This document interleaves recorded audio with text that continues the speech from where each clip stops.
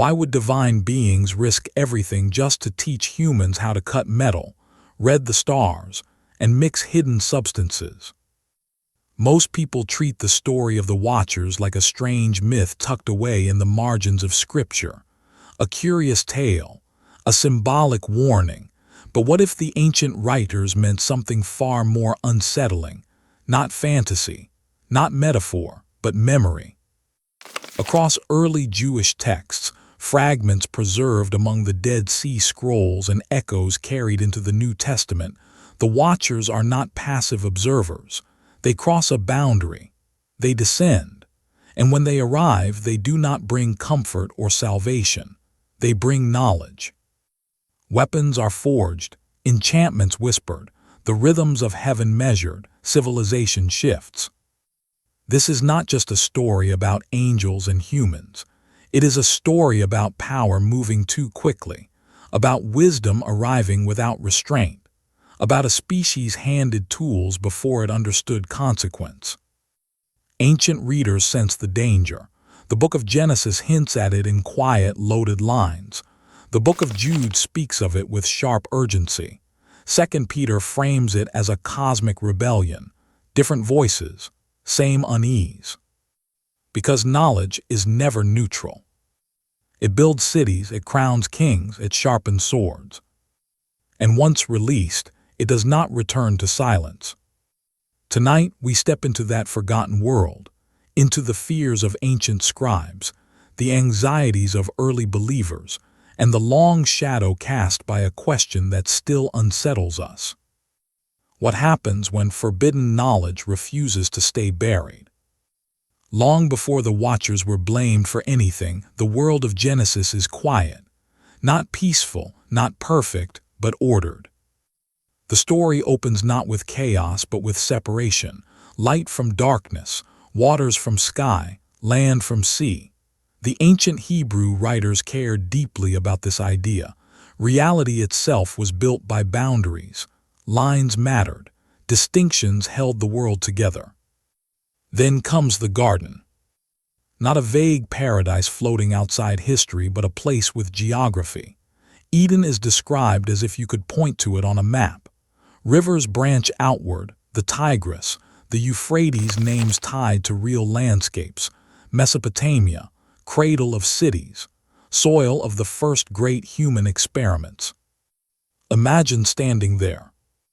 Early readers did not picture clouds and halos. They pictured fertile ground, irrigation channels, mud-brick settlements rising along riverbanks. Genesis spoke into a world where cities like Uruk and Eridu already lived in cultural memory. Civilization was not an abstract concept. It was visible, fragile, always at risk of collapse. In this setting, knowledge appears immediately, but with tension. The tree of knowledge is not introduced like a prize. It is introduced like a boundary marker, something desirable, something restricted. The message is subtle yet sharp. Not all wisdom is meant to be seized. Later thinkers would wrestle with this. Jewish commentators, centuries after the text took shape, often framed Eden as a story about maturity rather than simple obedience. Humanity is curious, capable, unfinished, like children reaching for tools they do not yet understand. That theme runs quietly beneath the surface. Because Genesis never presents humans as evil in origin, they are inexperienced, vulnerable, exposed to a world already filled with forces beyond them. Outside the garden, life hardens quickly. Cain builds a city, a detail often rushed past, but pause there. The first recorded human innovation after exile is urban construction, walls, structures, organization. The text offers no celebration, no condemnation, just a fact presented with eerie restraint. Cities mean complexity. Complexity means specialization, hierarchy, competition, anxiety. By the time Genesis lists the descendants of Cain, the world is already accelerating. Jabal linked to livestock and nomadic culture. Jubal associated with music and instruments. Tubal-Cain, worker of bronze and iron. Technology and art do not emerge gradually across millennia in the narrative.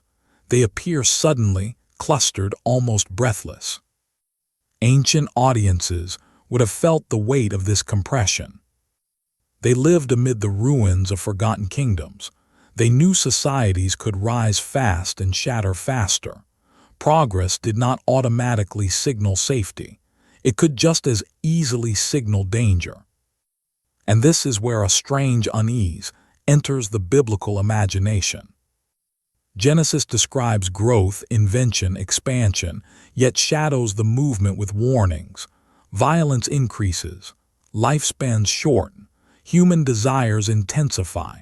The ground itself resists cultivation. Knowledge and instability begin to move together. Not because knowledge is cursed, but because power always disrupts balance. Early Jewish traditions leaned into this discomfort. Later writings, especially those circulating in the Second Temple period, read Genesis not as a simple origin story but as the opening act of a cosmic drama. Humanity is not alone in shaping history. Other wills, other intelligences, move within the same space. But at this early moment, before any watchers descend, the tension remains contained. Humanity is learning. Testing limits, building tools, naming animals, raising cities. The boundaries still stand. Yet something in the text feels like a held breath, as if the writers know the fragile equilibrium will not last.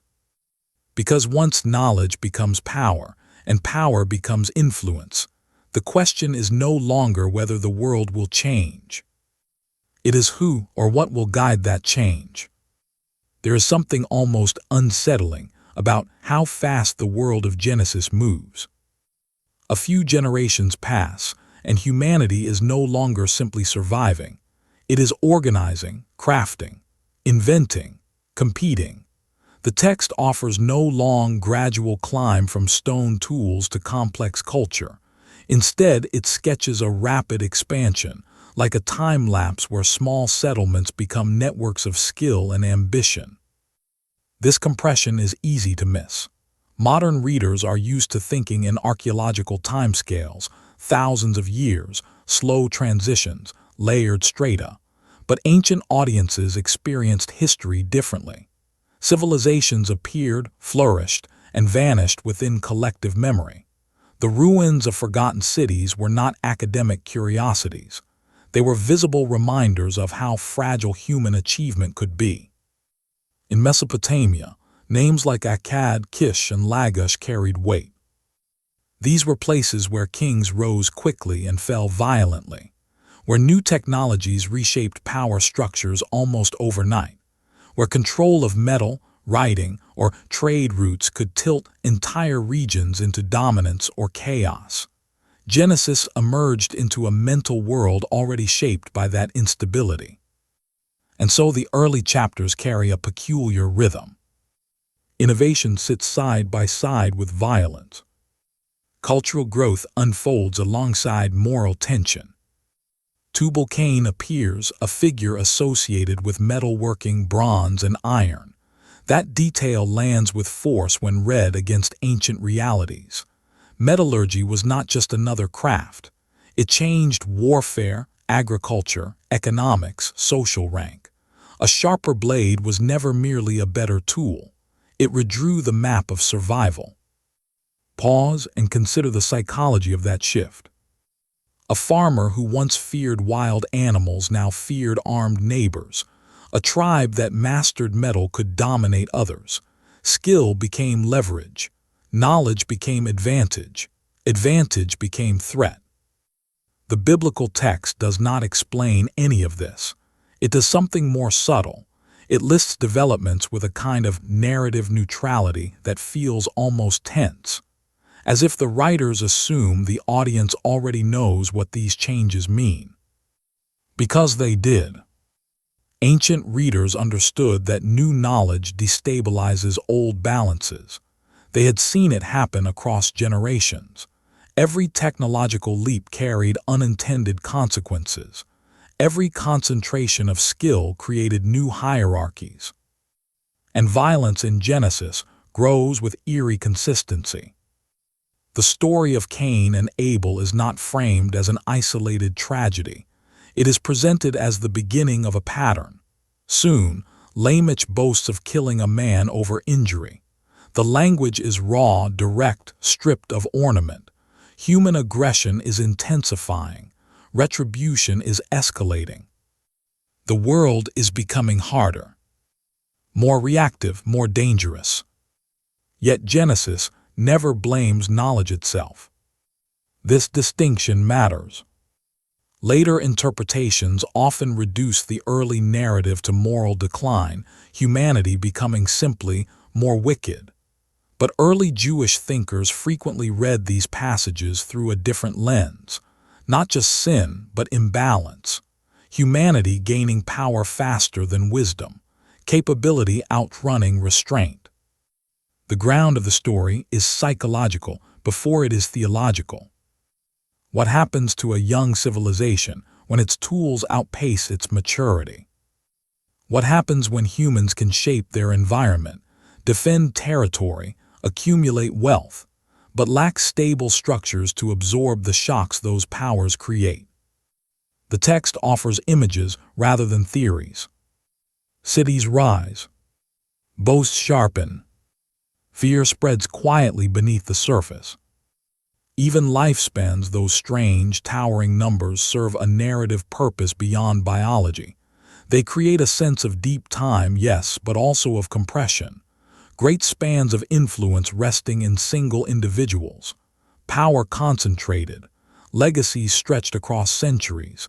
The effect is not scientific. It is dramatic. History feels heavy, yet unstable. Something is building. Pressure is forming. By the time Genesis approaches the cryptic lines about the sons of God and the daughters of men, the narrative atmosphere has already changed. The world is no longer simply expanding. It is straining. Human momentum feels unchecked, restless, leaning toward rupture. And this is crucial, because the watchers do not enter a static world. They enter a civilization already accelerating, already wrestling with power, already unsure how to govern its own creations. The stage is not calm, it is charged, as though history itself is waiting for an intrusion. Then, without ceremony, Genesis introduces one of the most debated passages in all of Scripture. A few lines, no elaborate setup, no explanation. The sons of God saw the daughters of men. The phrasing is deceptively simple, yet for ancient readers, it opened a door that would never fully close. Who are these sons of God? Human rulers, dynastic lines, or something far older and more unsettling? Modern interpretations often soften the strangeness, but early Jewish audiences did the opposite. They leaned into it. Texts like the Book of Enoch treat the phrase as referring to heavenly beings, watchers, guardians, members of the divine council, not metaphors, not poetic language, actual entities crossing an actual boundary. That reading did not emerge from nowhere. In the Hebrew imagination, the cosmos was structured yet populated. God's court was not empty. The book of Job speaks of heavenly beings presenting themselves before the Lord. Psalms hint at a divine assembly. The language of sons of God already carried supernatural weight long before Genesis reached its mysterious 6th chapter. To many early interpreters, the meaning felt obvious. Something from the divine realm had interfered with the human one. And notice how restrained the narrative remains. There is no spectacle, no thunder, no cosmic battle scene, only consequences. Unions occur. Offspring appear. The world destabilizes. The text calls them Nephilim, a word wrapped in ambiguity. Giants, fallen ones, mighty men of renown. The descriptions resist precision, yet the emotional tone is unmistakable. These are not ordinary figures. They represent excess, disruption, magnitude without balance. Now pause for a moment. Ancient readers were not asking modern scientific questions. They were wrestling with order, with category, with the fear that reality's layers were not meant to collapse into one another. Heaven and earth had roles. Boundaries maintained stability. Genesis implies that boundary has been breached. Later Jewish tradition would expand this dramatically. Mount Hermon becomes the landing place. Named watchers emerge, Semiheza, Azazel figures blamed not merely for forbidden unions but for transmitting knowledge itself. Skills, techniques, secrets once considered divine property. But even within Genesis alone, something is clearly wrong. The narrative links this episode directly to escalating corruption. Violence spreads. Intentions darken. The earth was filled with violence. That phrase lands like a verdict. Not isolated wrongdoing, saturation. And this is where a crucial shift occurs in the biblical storyline. The crisis is no longer framed as individual failure. It becomes systemic, environmental. The fabric of the world itself feels compromised. Early Jewish thinkers noticed this immediately.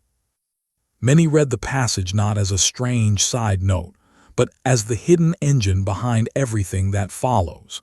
The flood, in this view, is not simply punishment for human misbehavior. It is a response to cosmic disorder. Creation itself has been destabilized by forces moving outside their appointed domains. Even the language of Genesis subtly supports this wider scope. God does not merely grieve human actions. He grieves the condition of the earth. Something about reality's structure has been damaged. By the Second Temple period, this interpretation had become deeply influential. The Book of Enoch, widely read in Jewish communities and known to early Christians, treats the Watcher's descent as a defining catastrophe in world history, a turning point explaining violence, suffering, and the dangerous acceleration of human capability. The New Testament carries faint but unmistakable echoes of this tradition. Jude speaks of angels who did not keep their proper domain. 2 Peter describes imprisoned beings bound in darkness. These references appear briefly, almost casually, as though the audience already understood the story behind them. Because many did. The idea of heavenly rebellion, of knowledge misused, of boundaries violated, these themes shaped entire theological landscapes. And it all begins here, with a few quiet lines in Genesis. No dramatic flourish, no extended commentary. Only the suggestion that history, once guided by fragile limits, has been pushed into a new and irreversible phase. The descent has not yet been described in full, but its shadow has already fallen. The book of Genesis leaves the incident almost bare. No names, no motives, no geography beyond suggestion. Then the book of Enoch speaks, and the silence shatters.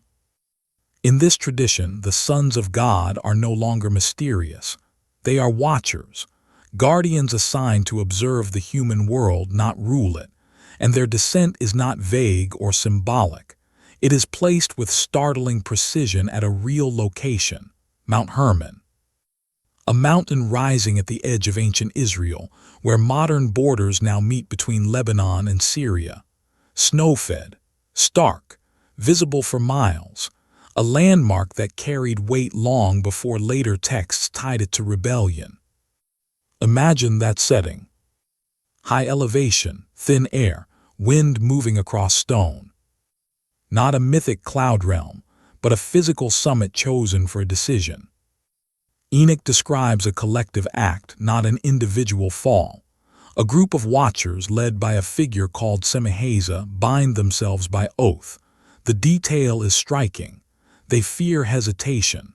They anticipate regret. So they swear together, locking their choice into something irreversible. This is not temptation, it is resolve. Ancient readers would have understood the gravity of oaths immediately. In the ancient Near East, oaths were not casual promises. They were existential commitments. Kings sealed treaties with them. Tribes anchored alliances upon them. To swear was to step into a reality where breaking faith carried catastrophic consequences.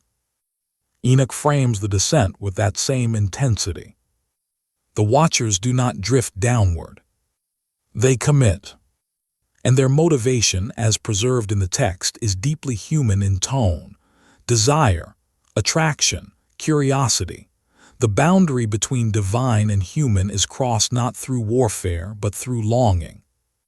That alone unsettled early audiences. Because it blurred categories once considered stable, heavenly beings were expected to embody order, not vulnerability. Their fall suggests something far more complex, a cosmos where even higher intelligences could fracture. But Enoch pushes further. Names emerge. Semihaza, Azazel Armaros Barakel. Not faceless forces, but identifiable actors. Personality enters the narrative. Responsibility sharpens. The story shifts from abstract disturbance to deliberate rebellion. And with names comes structure. The watchers are organized, hierarchical, capable of coordinated decision-making. This is not random chaos. It is a chain of authority bending toward transgression.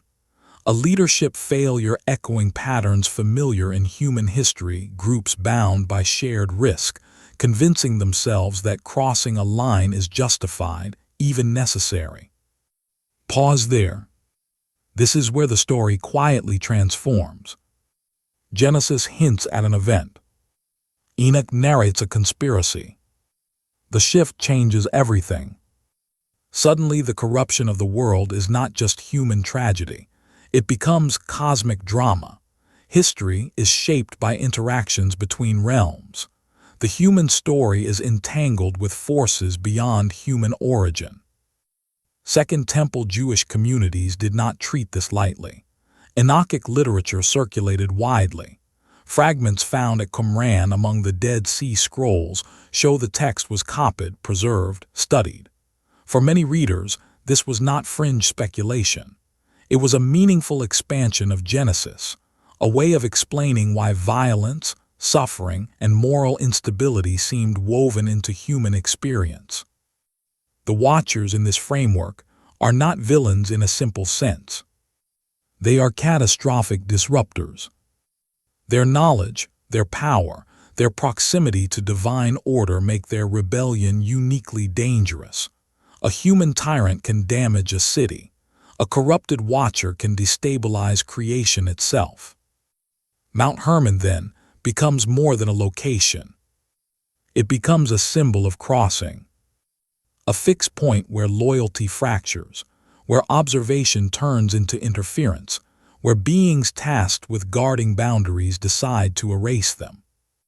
And beneath the drama lies a deeply uncomfortable implication. The crisis of the world did not begin solely from below. It was accelerated from above. Once the watchers descend in Enoch's telling, the focus shifts quickly. Not to spectacle, not to celestial warfare, but to instruction. This is the detail that gives the story its lasting edge. The watchers do not simply interact with humanity, they teach. Azazel stands at the center of this transmission. His name echoes through the text with a tone that feels almost accusatory. He introduces metalworking, weapon crafting, techniques for shaping the raw materials of the earth into instruments of precision and harm. Swords, blades, armor. Tools that collapse distance between intention and consequence. To modern ears, metallurgy sounds neutral, even admirable, a sign of ingenuity. But ancient audiences lived close to the brutal realities of weapon technology. A sharper blade did not represent progress in the abstract. It meant more efficient killing, more decisive conquest, less room for mercy. Enoch's anxiety is clear. Knowledge magnifies human capacity before it stabilizes human restraint. Other watchers follow similar paths. Barakel reveals the patterns of the stars, astronomy not merely as observation but as calculation. Armaros teaches enchantments. Cockabeel discloses celestial cycles. The text moves through domains of knowledge that ancient cultures treated with deep caution. Heaven, earth, hidden forces, the mechanics of influence. This is not education in a classroom sense. It is acceleration. Pause and consider the worldview beneath this narrative. In the ancient mind, knowledge was never just information. It was power tied to structure. Certain forms of understanding belonged to gods, or at least to carefully guarded priestly classes. To reveal them widely was to destabilize hierarchies and blur distinctions between human and divine domains. The fear was not ignorance. The fear was imbalance. Mesopotamian cultures held similar tensions. In cities like Ur and Babylon, scribal knowledge was restricted, sacred, bound to temple institutions. Astronomical calculations shaped calendars, rituals, political decisions. Magical incantations were not entertainment. They were treated as technologies of influence, capable of altering fate itself. Against this backdrop, Enoch's story lands with cultural precision. The Watchers democratize what was never meant to be democratized. They flatten cosmic distinctions, and the consequences unfold rapidly. Humans, newly armed with techniques and tools, do what humans have always done with asymmetric advantage: compete, dominate, exploit. Violence expands. Social structures strain. The world begins to tilt toward instability not because humans are uniquely corrupt, but because power has entered the system faster than wisdom. Enoch's narrative never condemns curiosity itself. It condemns premature access. This is a subtle but vital distinction. The text does not claim metallurgy, astronomy, or medicine are inherently evil. It frames the crisis around timing, authority, and readiness. Knowledge severed from moral formation becomes volatile. Techniques detached from responsibility magnify destruction. This perspective feels foreign to modern assumptions. Today, knowledge is often treated as an unquestioned good. More data, more discovery, more capability, these are nearly always framed as advances. Yet ancient writers repeatedly embed caution into their cosmologies. Boundaries exist not to suppress growth, but to prevent collapse. And Enoch pushes the idea to its extreme conclusion. The Watcher's teachings corrupt not only behavior but perception. Humanity's relationship with reality shifts. Beauty becomes manipulation. Power becomes obsession. Control becomes central. Even adornment, cosmetics, ornamentation is described with suspicion, as though appearance itself has become another arena of distortion. The world is changing at the level of desire, at the level of imagination. This is what makes the Watcher's narrative so psychologically sharp. The greatest danger is not monstrous offspring or spectacular rebellion. It is the transformation of human priorities under the influence of newly amplified power. Civilization is not merely advancing. It is mutating. And once knowledge enters history, it does not withdraw. Skills spread. Techniques replicate. Innovations persist long after their originators vanish. The Watchers' descent becomes irreversible not because of their presence, but because of what they have released. Ideas cannot be unlearned. Capabilities do not return quietly to dormancy. The world that existed before instruction can never be fully restored. In Enoch's world, the tragedy is not only what the watchers teach. It is what their actions reveal about the structure of reality itself. The rebellion is presented as a fracture within heaven's own hierarchy. Beings assigned to observe humanity abandon their station. Authority bends, trust dissolves. The cosmos, once imagined as stable, tiered, ordered, suddenly appears vulnerable to internal collapse. This idea would have been deeply unsettling. Ancient cosmology was not abstract philosophy. It was the framework that made existence intelligible. Heaven represented permanence, reliability, the source of pattern and law.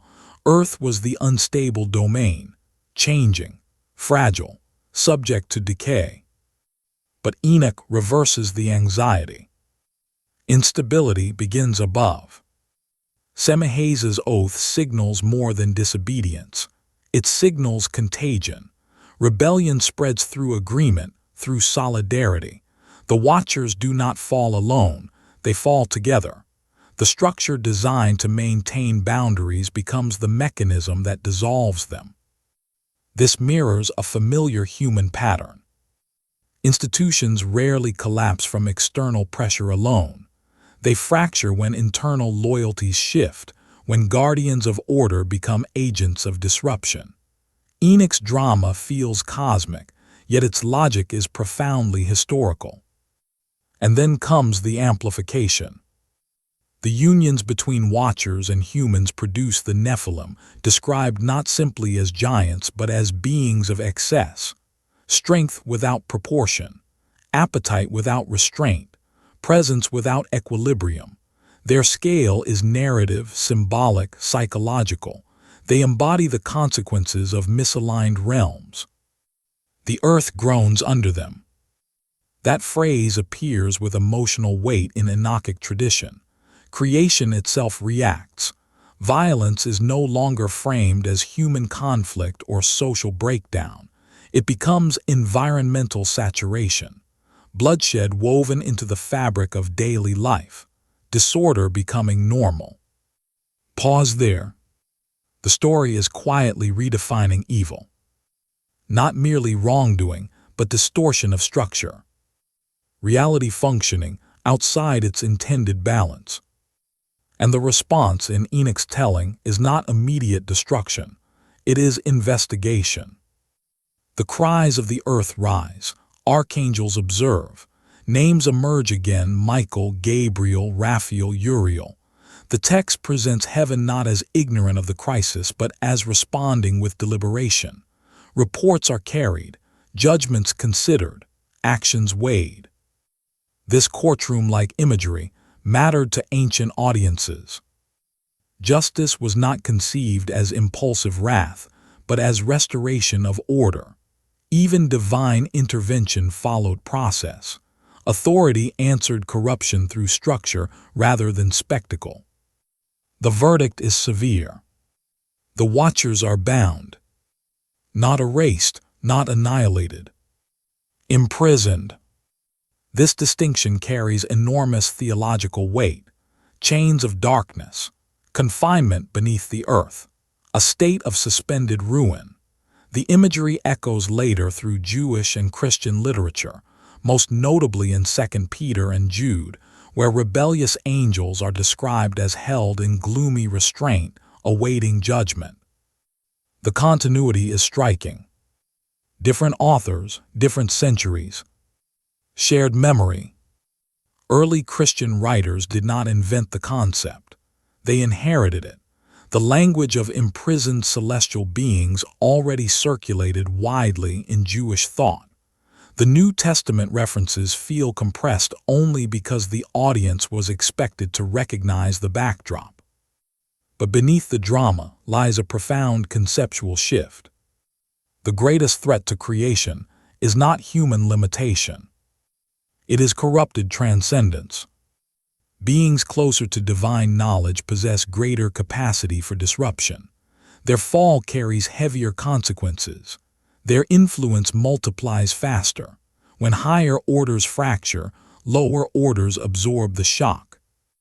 And humanity sits at the center of that impact. Not as passive victims, but as participants in a world suddenly flooded with destabilizing power. Knowledge spreads, violence expands, desire intensifies, civilization accelerates along unpredictable trajectories. Enoch does not present this as random catastrophe. It is systemic fallout. The collapse of boundaries produces cascading effects across realms, which leads to a haunting implication, one that later biblical writers subtly preserve. The crisis of the ancient world cannot be explained by human behavior alone. Something larger has gone wrong. Something structural, something cosmic.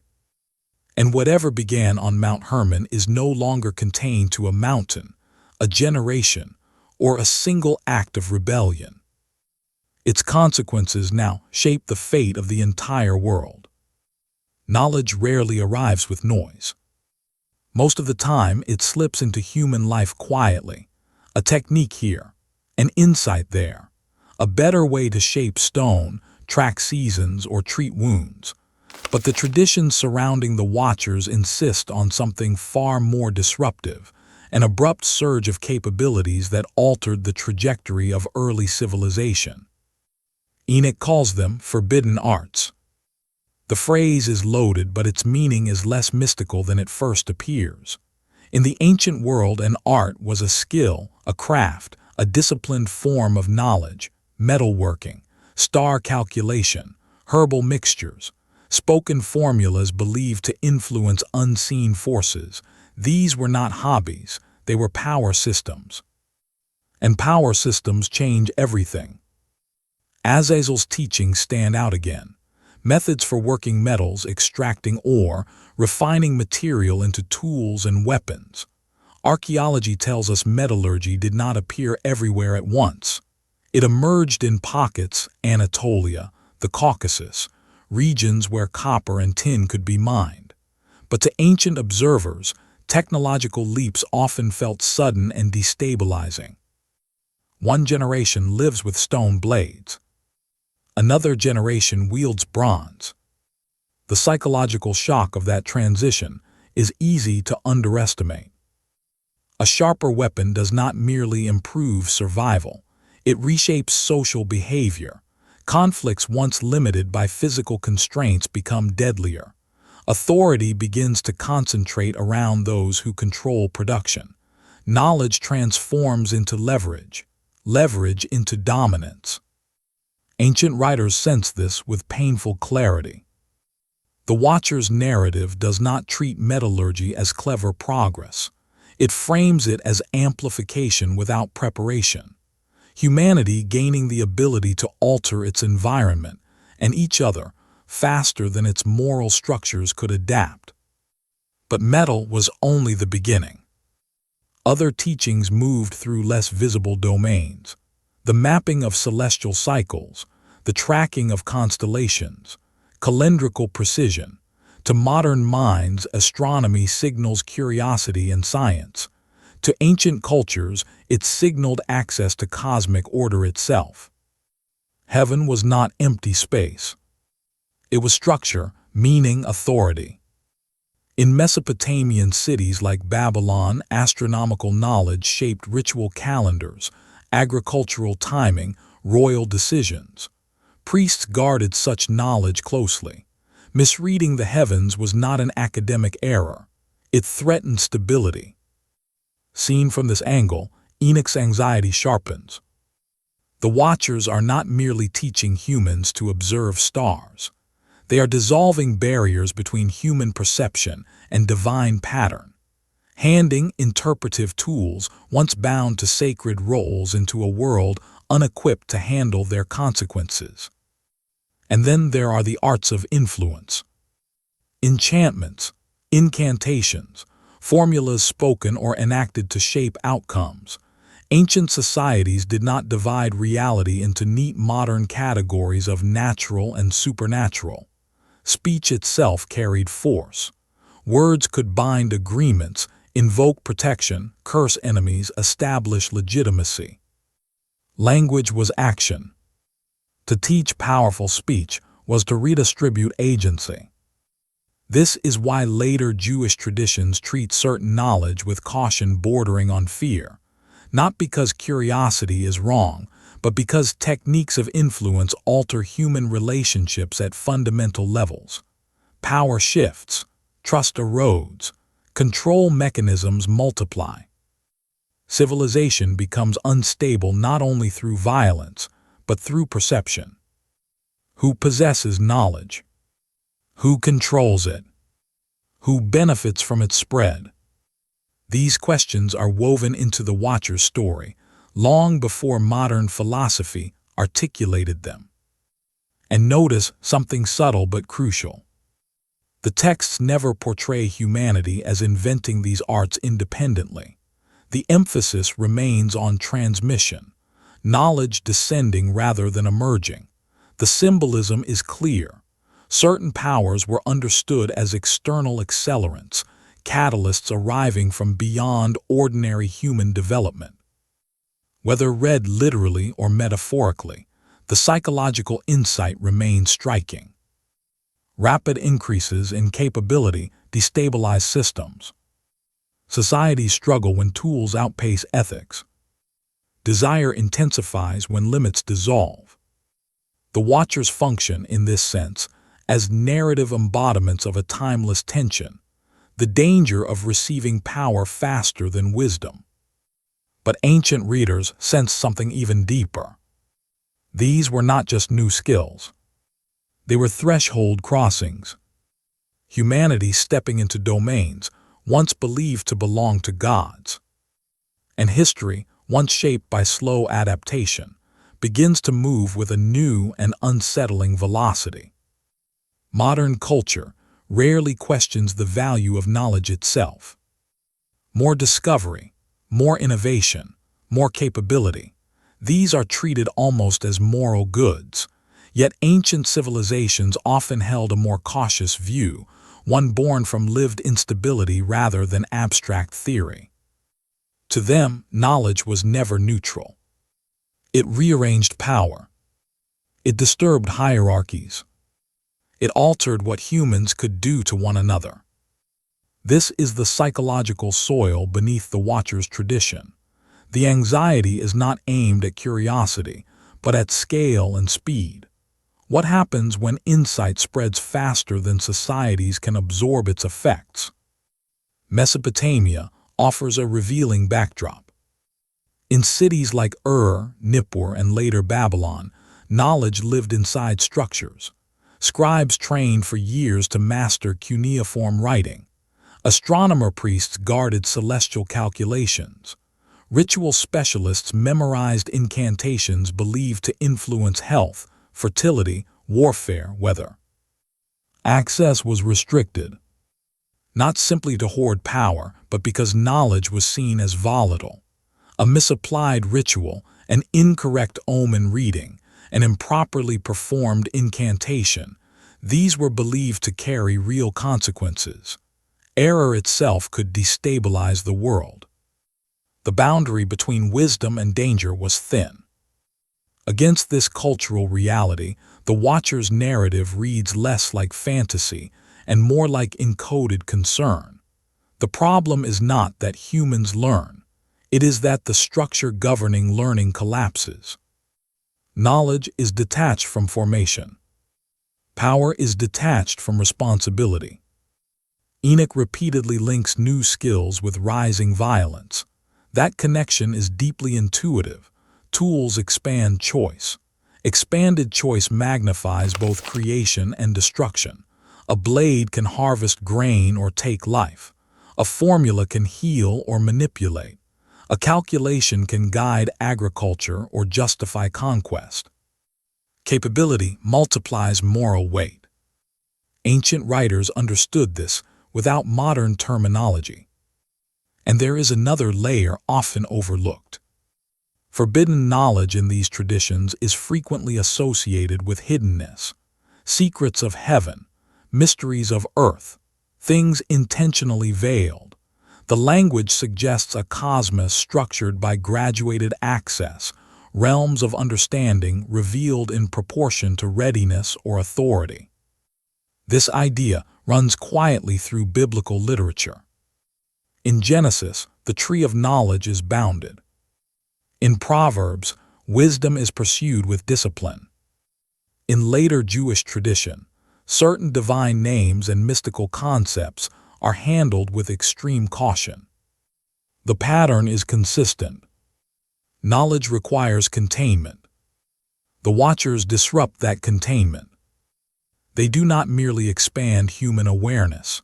They erase distinctions between domains. Heavenly insights, technological techniques, arts of influence, all flow downward without filters. The result is not enlightenment but overload. A civilization flooded with power becomes unstable.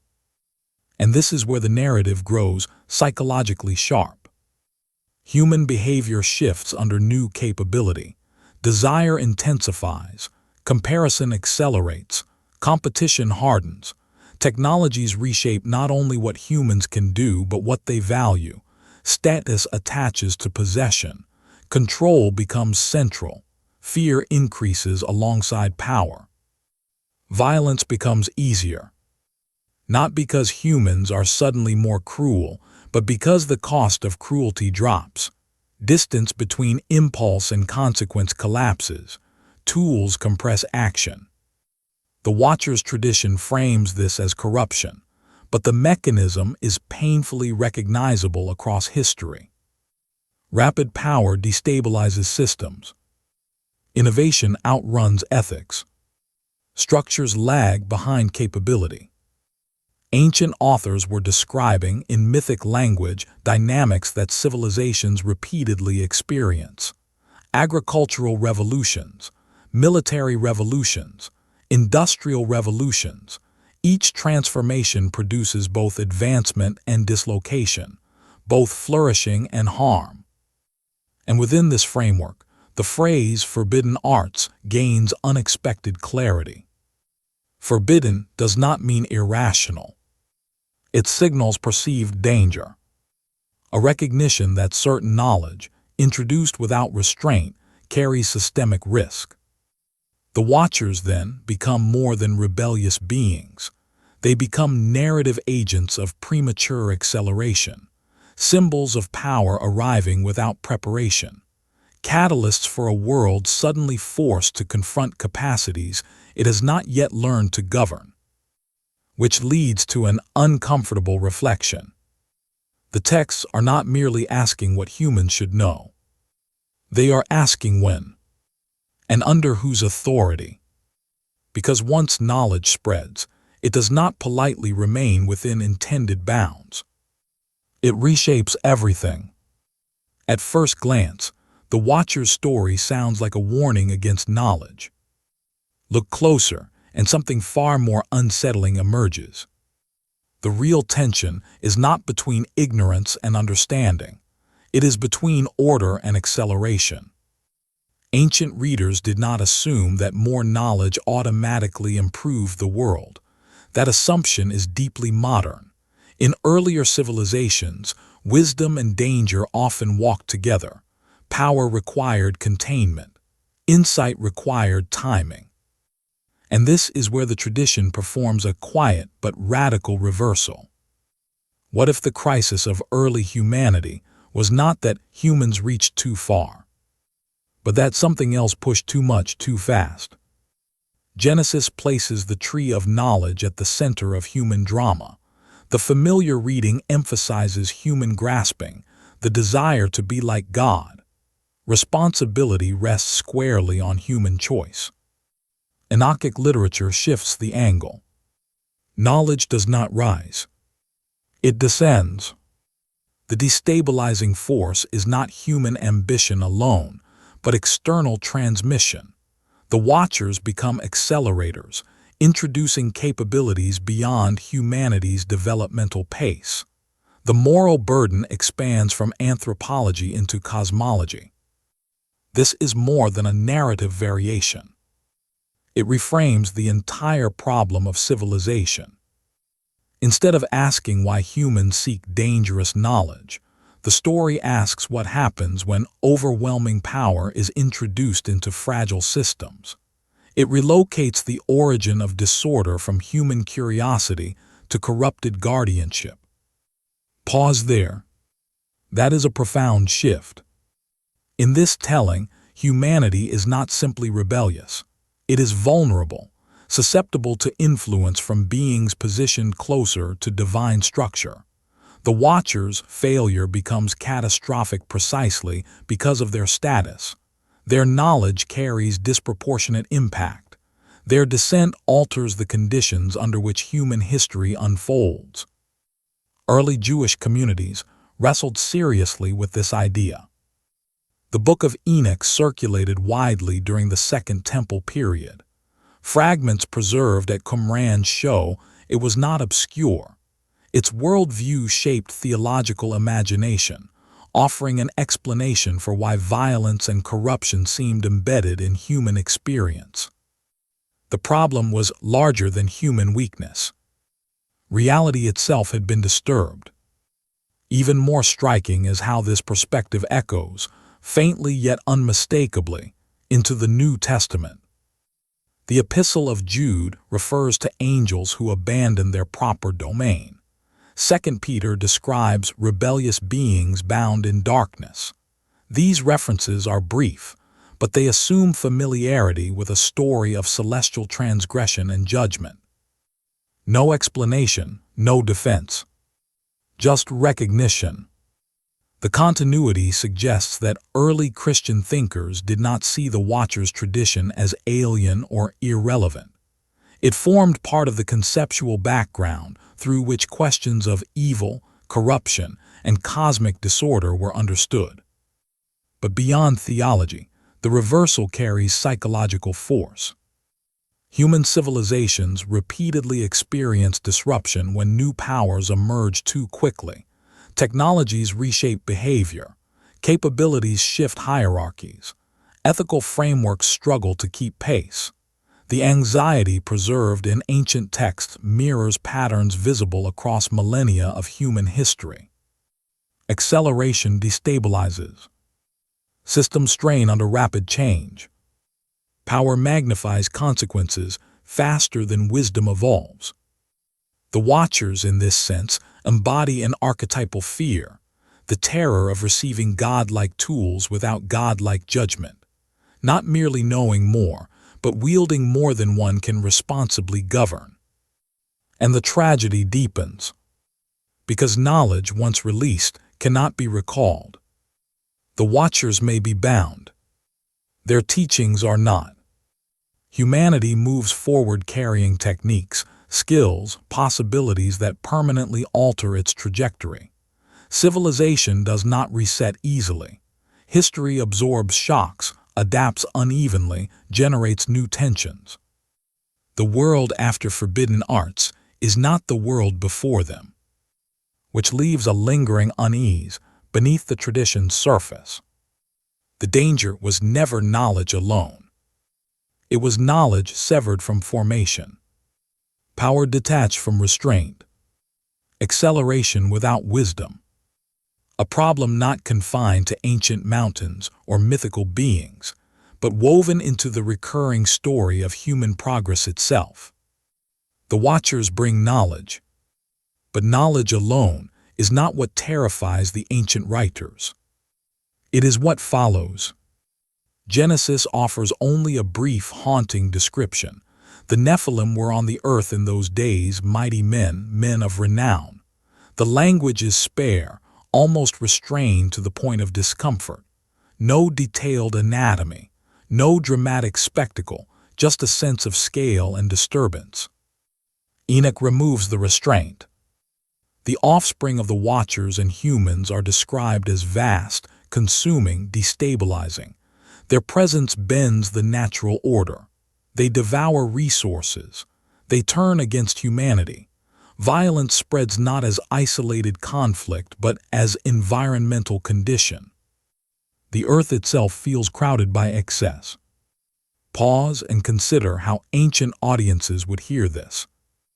In the modern world, giants belong comfortably to fantasy, but in ancient literature, exaggerated scale often carried symbolic weight rather than biological curiosity. Size signaled imbalance, magnitude beyond proportion, forces too large for stable integration into the human world. The Nephilim are not merely big. They are disruptive. They represent a reality that no longer fits within expected boundaries. This matters because the texts consistently link their emergence with violence, not simply war, not simple crime, but saturation, bloodshed becoming normal, disorder becoming systemic. The language suggests a world where stability itself is eroding. Why frame the crisis this way? Ancient societies lived close to fragility. Agricultural failure, invasion, internal revolt, collapse was never distant. Civilizations rose and fell within memory. Entire cities could vanish. Against this backdrop, stories of overwhelming beings functioned as narrative expressions of collective fear. What if the forces shaping history become too large to control? What if power exceeds containment? Mesopotamian traditions carry similar anxieties. Epic literature often describes semi-divine heroes of extraordinary strength whose actions reshape landscapes and societies. These figures embody both admiration and dread. Great power produces great disruption. Genesis and Enoch share that tension. But the Nephilim carry an additional layer of unease. Their origin itself is abnormal. They are born from crossed realms, from collapsed distinctions between divine and human domains. Their existence signals that the architecture of reality, once understood as tiered and ordered, has been breached. They are symptoms as much as characters. And violence follows them with grim consistency. Enoch's imagery grows dark and visceral. The giants consume human labor, then animals, then one another. Appetite becomes the defining trait, desire without limit, consumption without balance. The world feels trapped in escalation.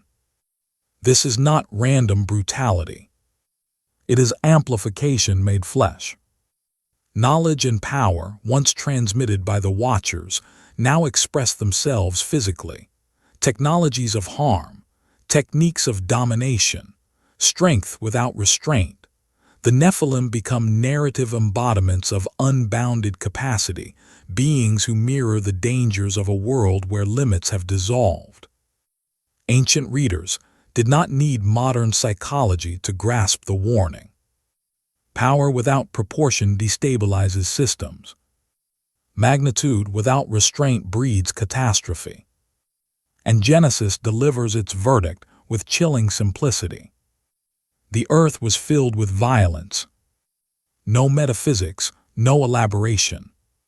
Just a diagnosis.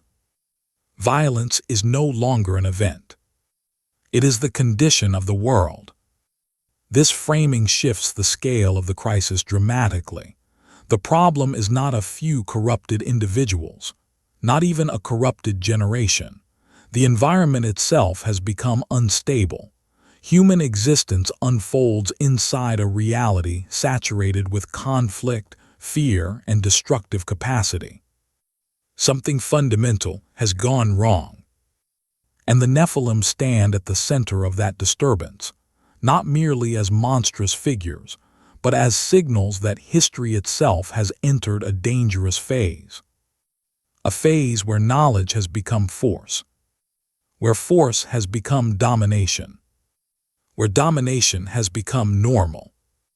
Violence in these ancient texts is not described like a series of battles.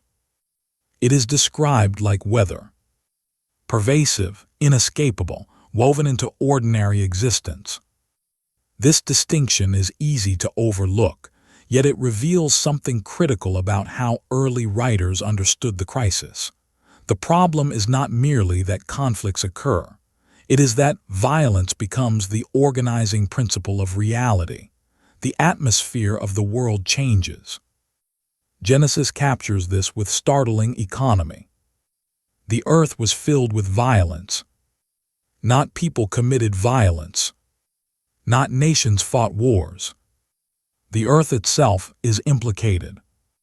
That phrasing signals a shift from behavior to environment. Violence is no longer an action carried out by individuals. It becomes the condition under which all actions unfold. Fear, threat, domination, these are now structural features of life. Enochic literature intensifies the image. The giants do not simply kill. They distort the balance of survival. Resources collapse under their demands. Human communities cannot compete. The scale of destruction exceeds anything ordinary societies could absorb. Stability erodes not because humans lack morality, but because the system itself has become hostile. Ancient audiences would have recognized this logic immediately. They lived in worlds where power disparities determined fate. A stronger empire, a better weapon, a harsher ruler, these forces could redraw existence overnight. Survival depended less on virtue than on navigating asymmetry. The Watcher's tradition transforms that lived reality into cosmic narrative. The Nephilim represent absolute asymmetry. Strength without rival, appetite without check. Violence becomes inevitable because balance becomes impossible. But beneath the dramatic imagery lies something more psychologically subtle. Violence is contagious, not only through force but through perception.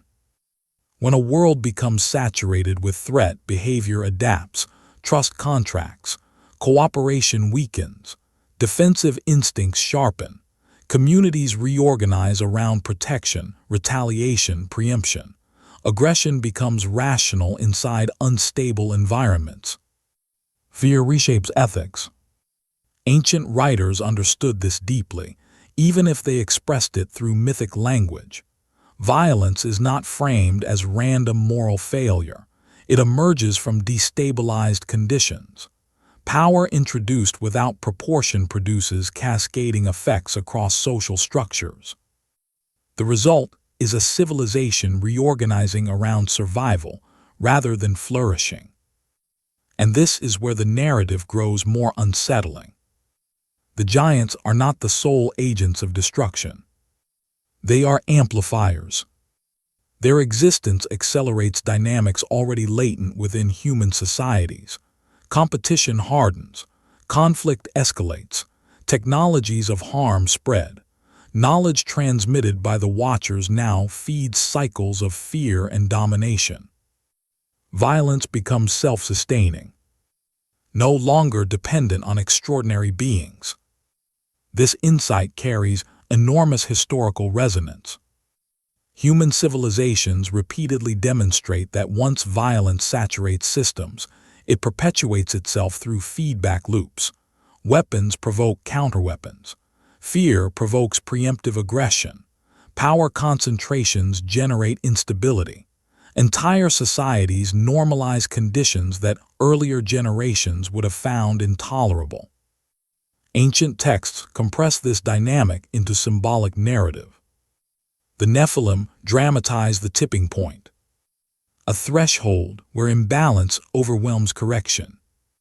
Genesis offers no detailed sociology, yet its language implies systemic breakdown. The world is no longer functioning within intended bounds. Creation itself feels compromised. The ground of existence has shifted from ordered differentiation to destabilizing excess. Even divine response is framed differently now. Earlier in Genesis, human failures produce localized consequences: exile from Eden, conflict between brothers, hardship in labor. But once violence saturates the earth, the scale of reaction expands dramatically. The problem is no longer human misconduct alone. It is world condition. This distinction matters enormously for later theological reflection. Early Jewish interpretations often saw the flood not merely as punishment, but as a response to cosmic disorder, a reality where structural corruption required structural reset. Violence in this view becomes evidence of deeper imbalance, a symptom of boundaries dissolved, a signal that the architecture of creation itself has been destabilized.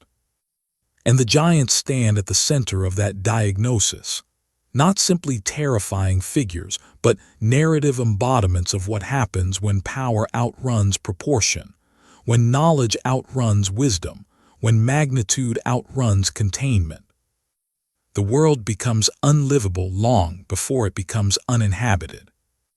By the time the Nephilim dominate the landscape of the story, the world feels like it is moving downhill. Not suddenly, not explosively, but with gathering, irreversible momentum. This is one of the most striking features of the Genesis narrative. The text does not present collapse as a dramatic twist. It reads like a slow recognition, a realization that the trajectory of human civilization has crossed a threshold beyond easy repair. Violence is everywhere. Corruption is everywhere. The language grows heavy, almost mournful. Ancient readers were intimately familiar with this sensation. Civilizations did not always fall through singular catastrophes. Often, they decayed through accumulation, escalating conflict, resource strain, internal fragmentation, loss of shared norms. Collapse felt less like an event and more like inevitability. Genesis captures that psychology with unsettling precision. Human intentions are described as continually bent toward destruction. The phrasing is stark, not occasional deviation, not isolated failure. Something about the orientation of the world has shifted. Disorder has become self-reinforcing. And this is where theological tension sharpens. If the Watcher's tradition is taken seriously, then humanity is navigating a reality already destabilized by forces beyond human origin. Knowledge has accelerated capability. Capability has intensified competition. Competition has magnified violence. Violence has reshaped perception. The system is feeding itself. This is the logic of collapse. Not merely wrongdoing, but structural runaway. Even the divine perspective in Genesis reflects this widening scope. God's grief is not framed as anger at discrete acts. It is sorrow at the condition of creation. The language is deeply emotional, yet curiously restrained, a sense that something precious has been bent out of shape. The Lord regretted. Such phrasing has troubled interpreters for centuries. Yet within the narrative, it communicates something profoundly human, the pain of watching a system unravel, of witnessing trajectories that no longer respond to correction. The story does not present a volatile deity reacting impulsively. It presents a world whose instability has reached saturation. The flood emerges from that saturation. But pause before moving there, because the collapse is already complete in another sense. Violence has become normal. Dominance has become rational. Fear has become constant. The world has reorganized itself around survival pressures rather than relational stability. Ancient writers repeatedly emphasize this transformation. Civilization itself is not merely wounded. It is functioning according to distorted priorities. Power without proportion.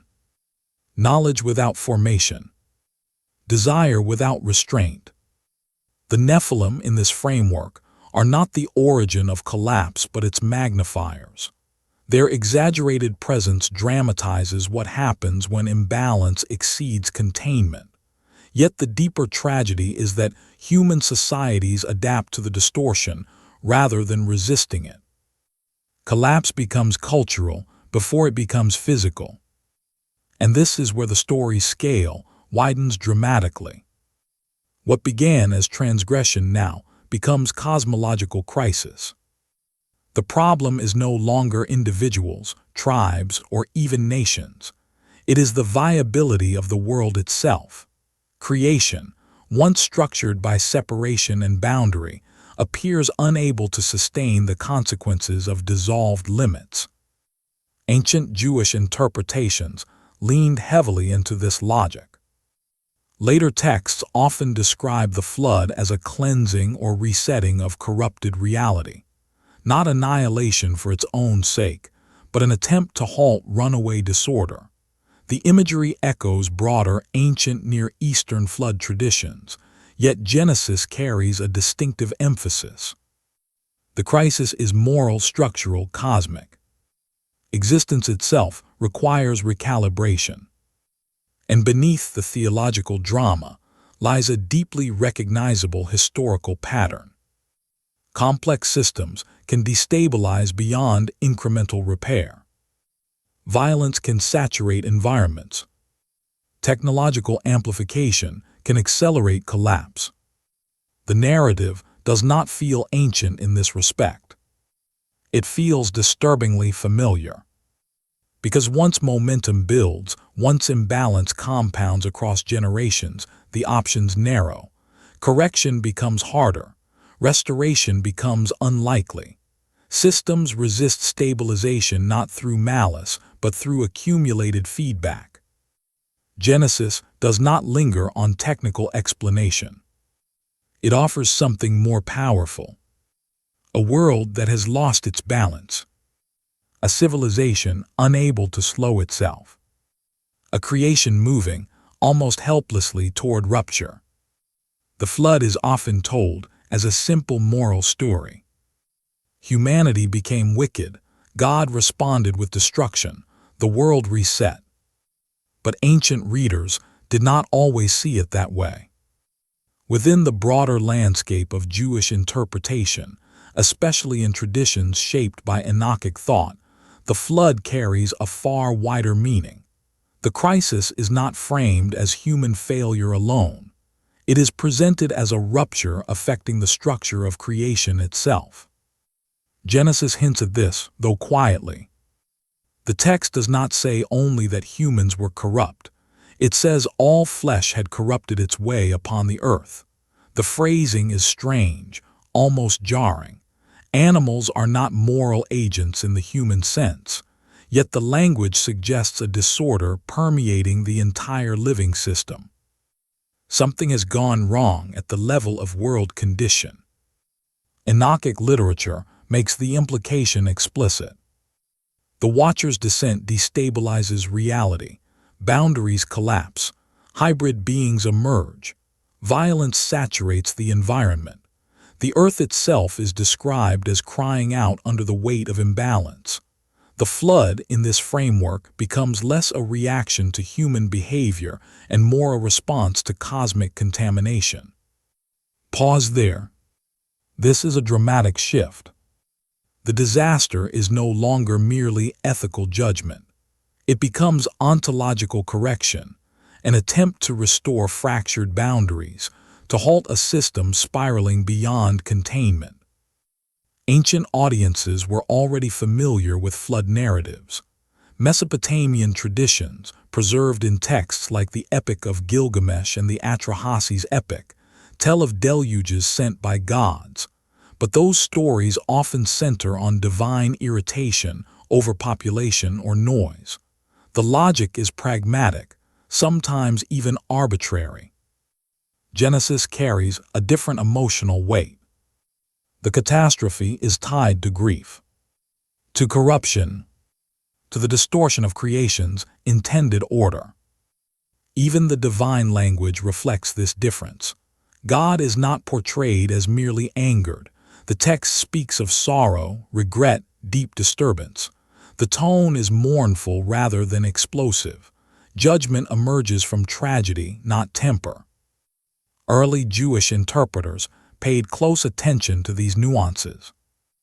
Many understood the flood as targeting not humanity's existence, but humanity's environment, a world rendered unstable by forces unleashed through the Watcher's rebellion. Violence is not simply punished. It is treated as evidence that creation itself has been bent out of alignment. The scale of the problem demands a scale of response. And notice what survives. Not cities, not technologies, but a family, a vessel, representatives of life. The narrative emphasis is striking. Preservation of continuity rather than total annihilation. The world is not discarded. It is carried through catastrophe. The flood becomes both destruction and conservation, collapse paired with guarded survival. This duality sits at the heart of ancient flood theology. Reset without erasure. Correction without abandonment. Yet the unsettling implication remains. If the Watcher's tradition is taken seriously, then the flood addresses a disorder introduced partly from beyond the human realm. Humanity suffers the consequences of destabilized reality, caught within a crisis whose origins are not exclusively its own. This complicates the moral landscape. The story is no longer a simple tale of human guilt. It becomes a meditation on systemic fragility, how disruptions at higher levels cascade downward, how corrupted power structures reshape entire environments, how collapse engulfs both perpetrators and bystanders. Ancient writers were deeply sensitive to this dynamic. They lived amid empires whose decisions could devastate distant populations. Collective catastrophe rarely mapped neatly onto individual responsibility. The flood narrative mirrors that harsh historical truth. When systems fail, destruction rarely confines itself to the guilty. Creation itself bears the shock. And beneath the theological drama lies a persistent question. What kind of world had humanity inherited? A world of gradual development, or a world already destabilized by forces beyond ordinary history? Genesis does not answer directly, but the echoes of Enoch, of later Jewish reflection, of New Testament allusions, suggest that many ancient readers sensed the flood was aimed at something larger than human misbehavior alone. Something structural, something cosmic, something that made the very survival of the world feel uncertain. Flood stories did not begin with Genesis. By the time the Hebrew text took shape, the ancient Near East was already filled with memories of overwhelming waters. Mesopotamian tablets, passed down through scribal generations, told of deluges that erased cities and reset history. These were not fringe myths. They were cultural anchors. In the Epic of Gilgamesh, Utnapishtim survives a divine flood sent to destroy humanity. In the Atrahasis epic, the gods react to human noise and overpopulation. The reasons vary, but the pattern remains.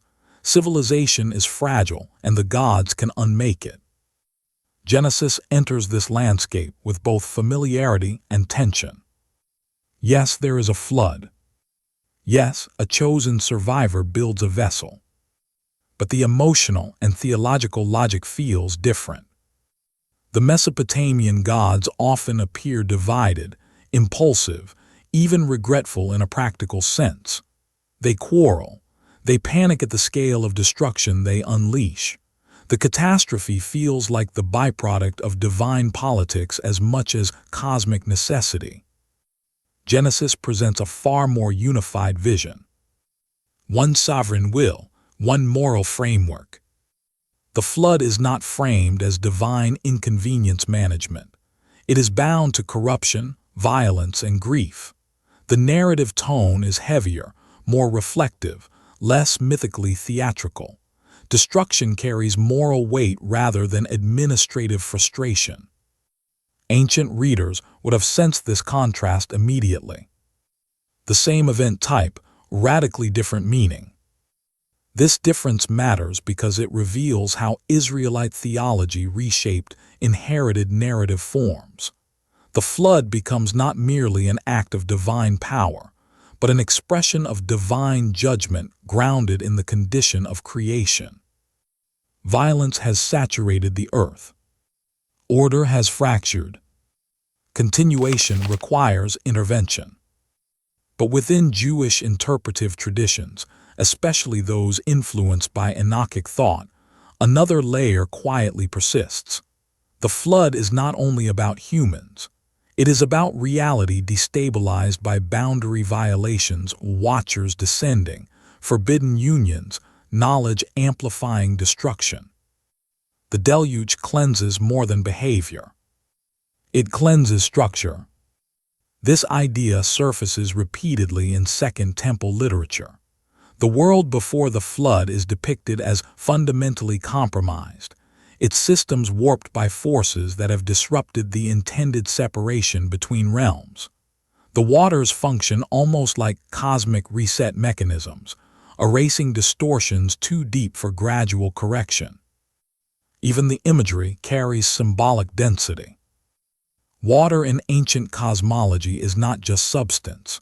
It represents chaos, the primordial deep described at the opening of Genesis.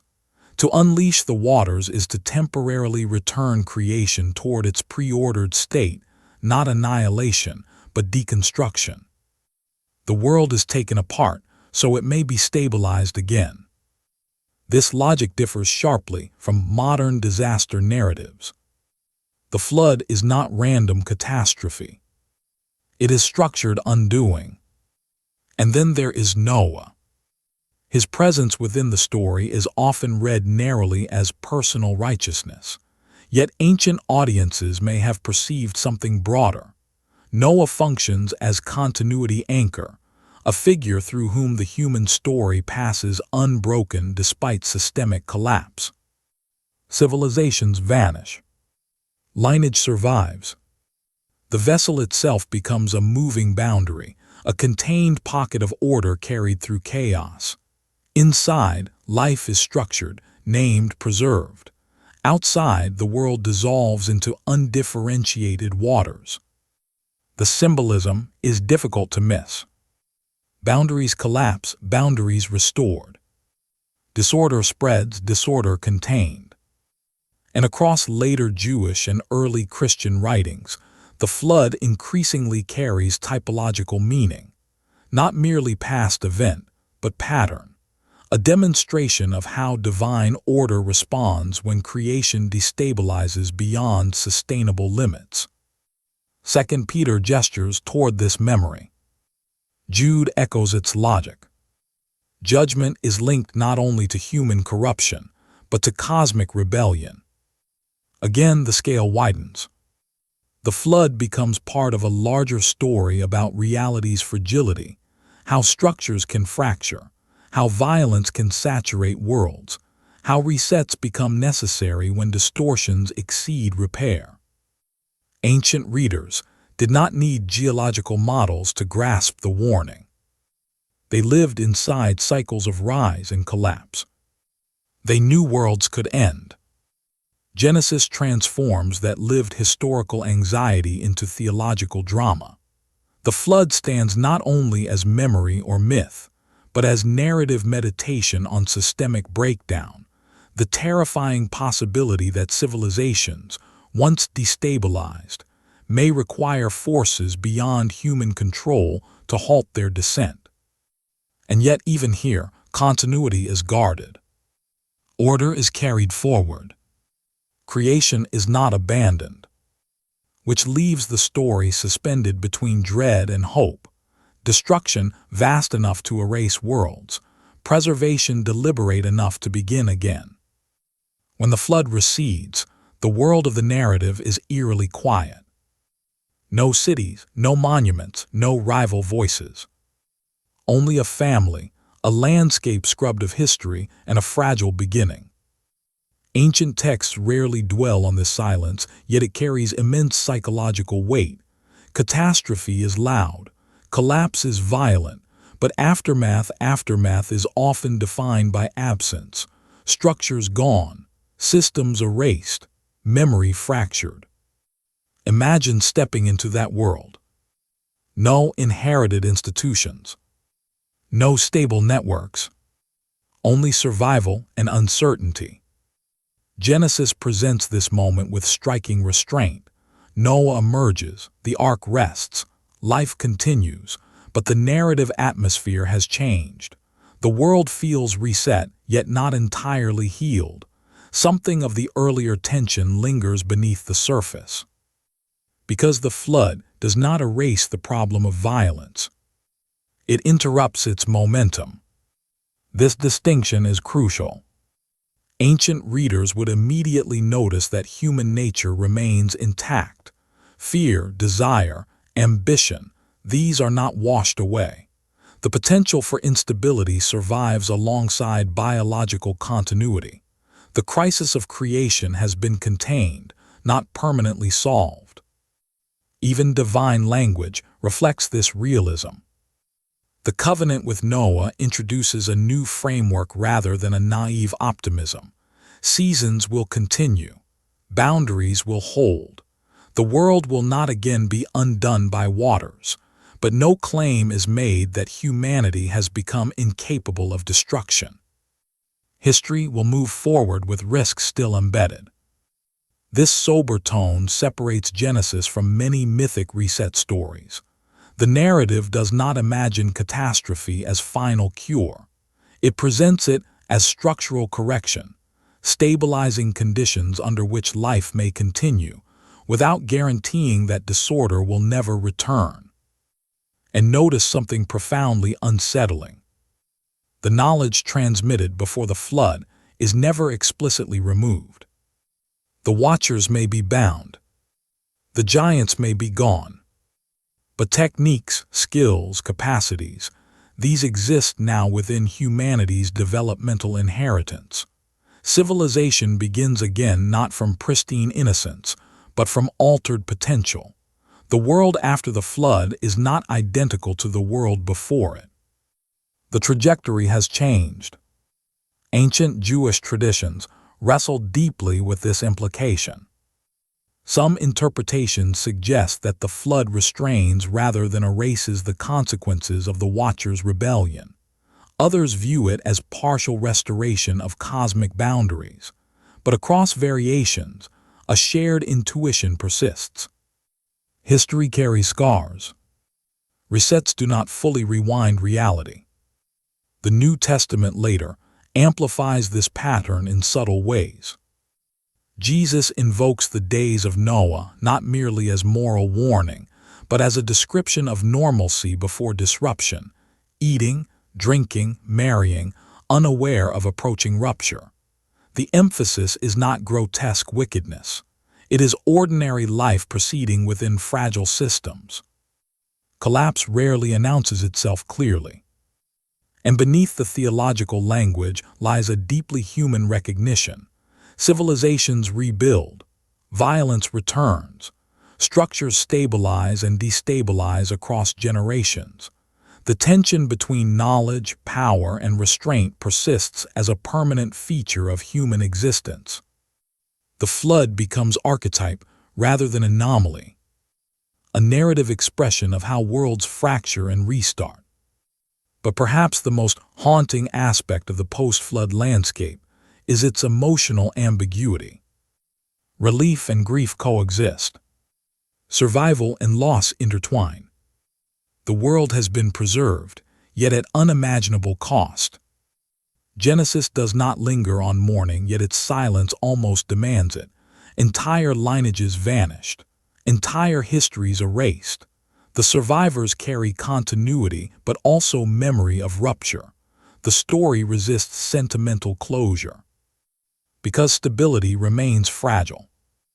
Knowledge remains potent. Humanity remains capable of both creation and destruction. And this unresolved tension propels the narrative forward. The flood is not an ending. It is a hinge. A recalibration point after which history resumes under new constraints, new risks, new possibilities. The waters withdraw, but the deeper questions remain. What destabilized the world so completely? What prevents recurrence? How should power be governed in a reality proven vulnerable to collapse?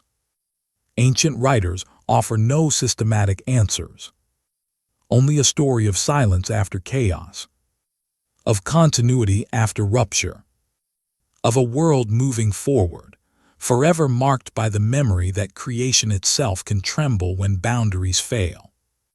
Centuries pass between the world of Genesis and the rise of early Christianity. Empires shift, languages change, Jerusalem burns and rebuilds, yet fragments of the Watcher's story refuse to disappear. They surface in unexpected places, brief, almost cryptic lines embedded within New Testament letters. The references are easy to miss. The letter of Jude, small and sharp, speaks of angels who did not keep their proper domain but abandoned their dwelling. No background is provided, no names explained. The statement lands as if the audience already understands the story behind it. 2 Peter carries a similar tone. Angels who sinned are described as cast into gloomy chains, held in darkness, awaiting judgment. Again, no elaborate explanation, only a compressed allusion to a narrative assumed to be familiar. Pause there. Why would early Christian writers invoke such imagery without clarification? Because for many early readers, the backdrop was not obscure. Jewish communities of the Second Temple period were steeped in traditions that extended far beyond the texts later fixed within most biblical canons. The Book of Enoch circulated widely. It shaped theological imagination. It offered frameworks for understanding evil, cosmic order, rebellion, judgment. The Watchers were not fringe characters. They were part of a living, interpretive world. Fragments of Enoch discovered among the Dead Sea Scrolls confirm this cultural presence. The text was copied, preserved, treated with seriousness. Its cosmology, its explanations of corruption and celestial transgression, influenced how many Jews understood the deep structure of reality. Early Christianity emerged inside that environment, which makes Jude's language less mysterious. He is not inventing theology. He is drawing from shared memory. And notice the specificity of the imagery. Chains, darkness, confinement. These are not abstract metaphors for moral failure. They echo the Watcher's tradition directly, where rebellious beings are bound beneath the earth, restrained after violating cosmic boundaries. The continuity is difficult to ignore. Yet something subtle has changed. The New Testament references compress rather than narrate. The story is assumed, not retold. This shift reflects a broader transformation underway in early Christian thought. The focus is no longer on reconstructing detailed cosmological histories. It is on drawing moral and theological implications. The Watchers become exemplars of transgression, cautionary figures illustrating the consequences of abandoning divinely appointed limits. But their presence still carries enormous conceptual weight, because these passages preserve a startling idea. Not all rebellion originates from humanity. The moral drama of the universe includes higher orders capable of fracture. This worldview differs sharply from simplified narratives where evil is purely human or purely demonic in later, more systematized forms. The early texts reflect a layered cosmos, one where corruption can emerge through distortions of authority at multiple levels of existence. And the emotional tone remains consistent. These imprisoned beings are not merely punished. They are contained, held, restrained. Judgment is future-oriented, suggesting unresolved tension within cosmic history.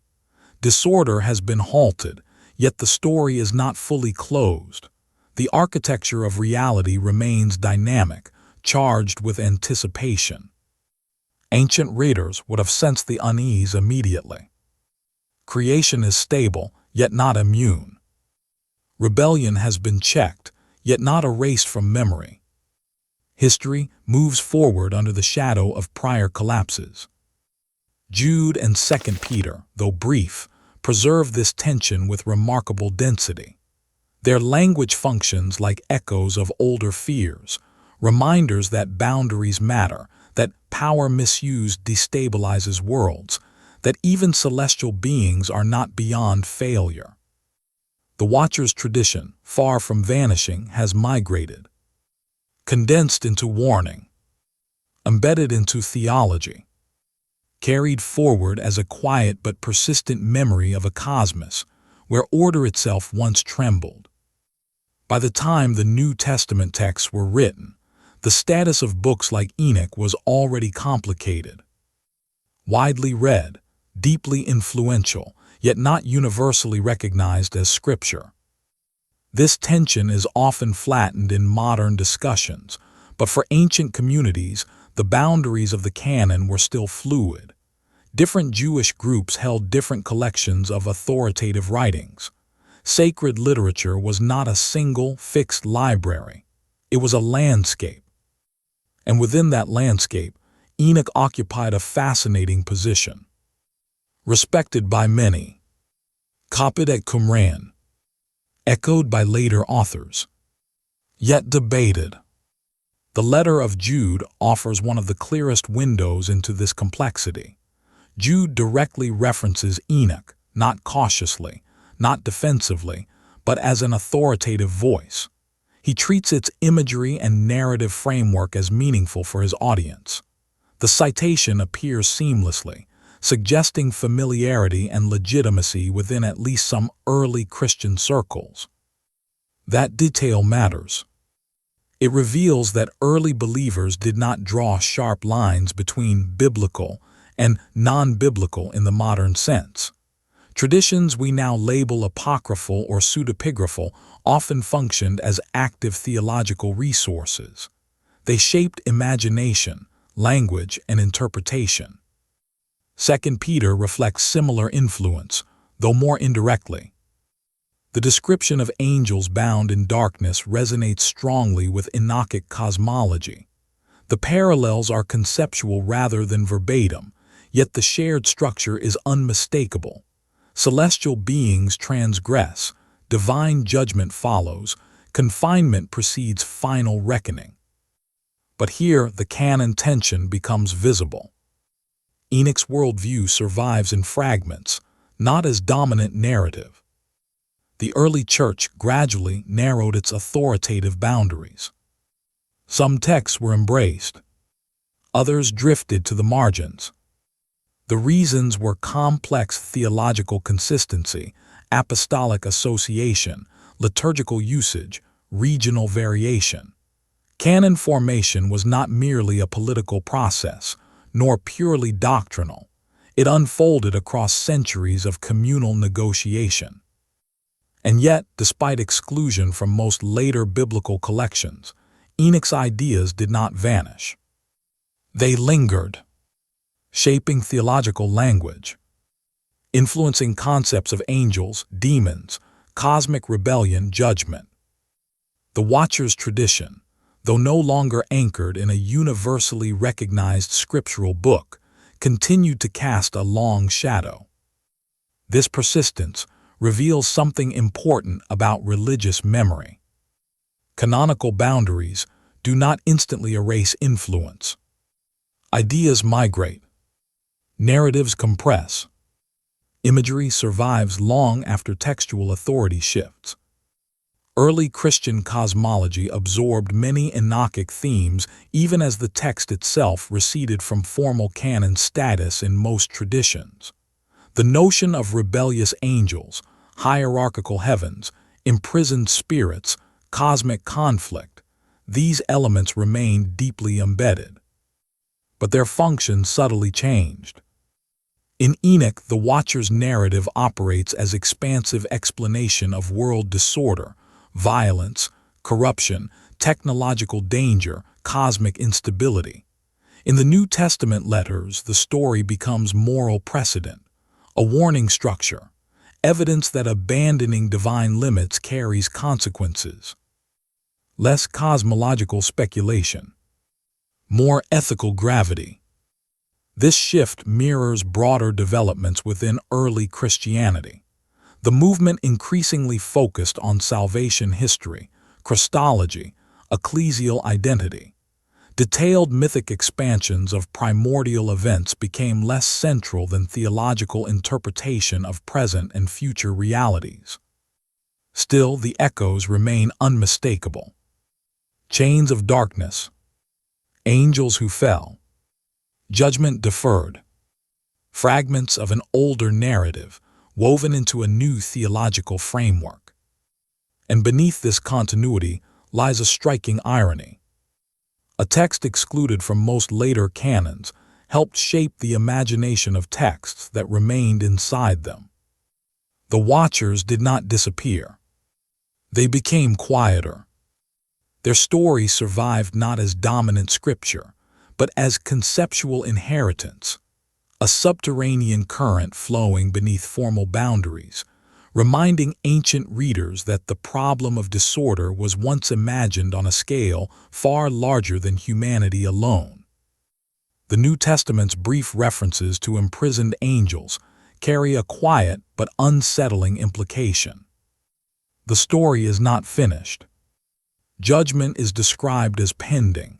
Confinement is temporary. Darkness is not the end state, but the holding state. The language suggests a cosmos that has stabilized after rebellion, yet still lives with unresolved tension. This is easy to glide past, but ancient audiences would not have missed it. In both Jewish and early Christian thought, history is not static.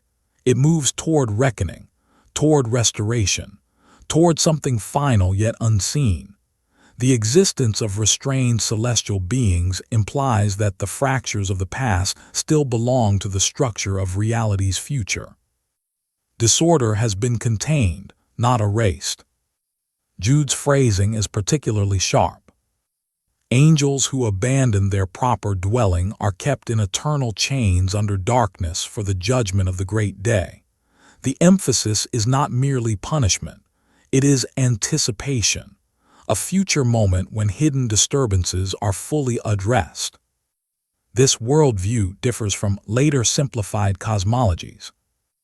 The universe is not divided neatly into good forces and defeated enemies. It is depicted as a dynamic order, where rebellion has consequences that ripple forward through time. Memory of fracture remains active within the moral architecture of existence. 2 Peter carries similar weight. The imagery of gloomy restraint and deferred judgment situates the present world between past catastrophe and future resolution. Creation continues, but its history includes ruptures that have not yet reached their ultimate conclusion. Pause and consider the psychological depth of this framework. Ancient writers were grappling with a persistent human experience, the sense that injustice, corruption, and suffering do not vanish simply because they are confronted. Consequences unfold across generations. Structural distortions echo long after initial disruptions. The cosmos itself is imagined as carrying memory. The Watcher's tradition, refracted through New Testament language, preserves this intuition. Reality has endured rebellion. It remains ordered, yet not untouched. Stability exists alongside expectation of final correction. This tension shapes early Christian imagination profoundly. The world is not portrayed as permanently secure, nor as hopelessly broken. It is suspended, moving, awaiting. Even the language of salvation history reflects this dynamic posture. Redemption is inaugurated yet incomplete. Evil is defeated yet active. Judgment is certain yet future. The structure mirrors the same temporal layering seen in the imagery of chained celestial beings. Past disruption, present containment, future resolution. And beneath theology lies a deeply human recognition. Large systems rarely resolve instantly. Collapse leaves residues. Correction unfolds slowly. Ancient cosmology translates this historical intuition into metaphysical narrative. Celestial rebellion becomes a way of speaking about instability embedded within the very structure of existence. The universe is not naive. It has endured fracture, which lends the warnings unusual gravity. Boundaries matter because their violation has already reshaped history. Restraint matters because unbounded power has already destabilized worlds. Judgment matters because disorder does not self-correct indefinitely. Yet there is also restraint in the tone. The texts do not revel in catastrophe. They emphasize containment, preservation, patience. The cosmos holds.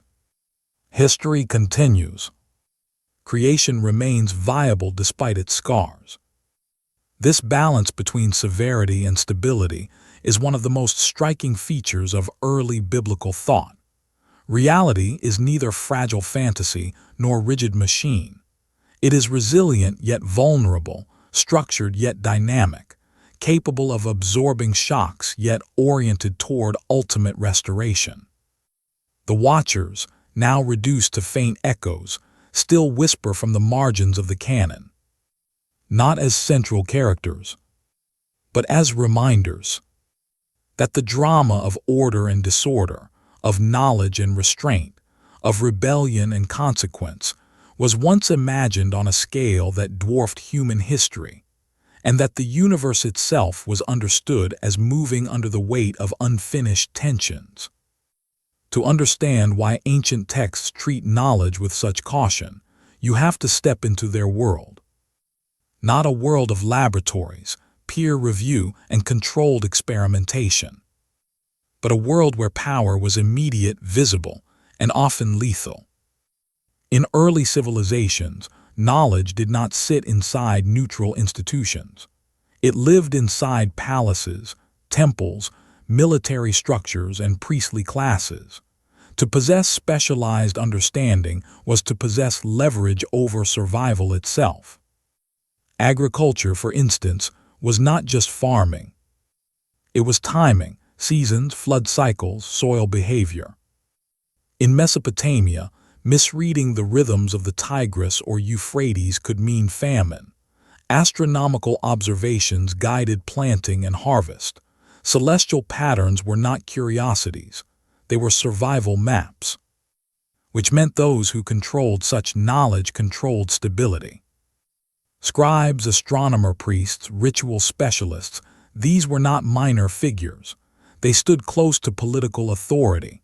Their insights shaped calendars, taxation, warfare decisions, religious festivals.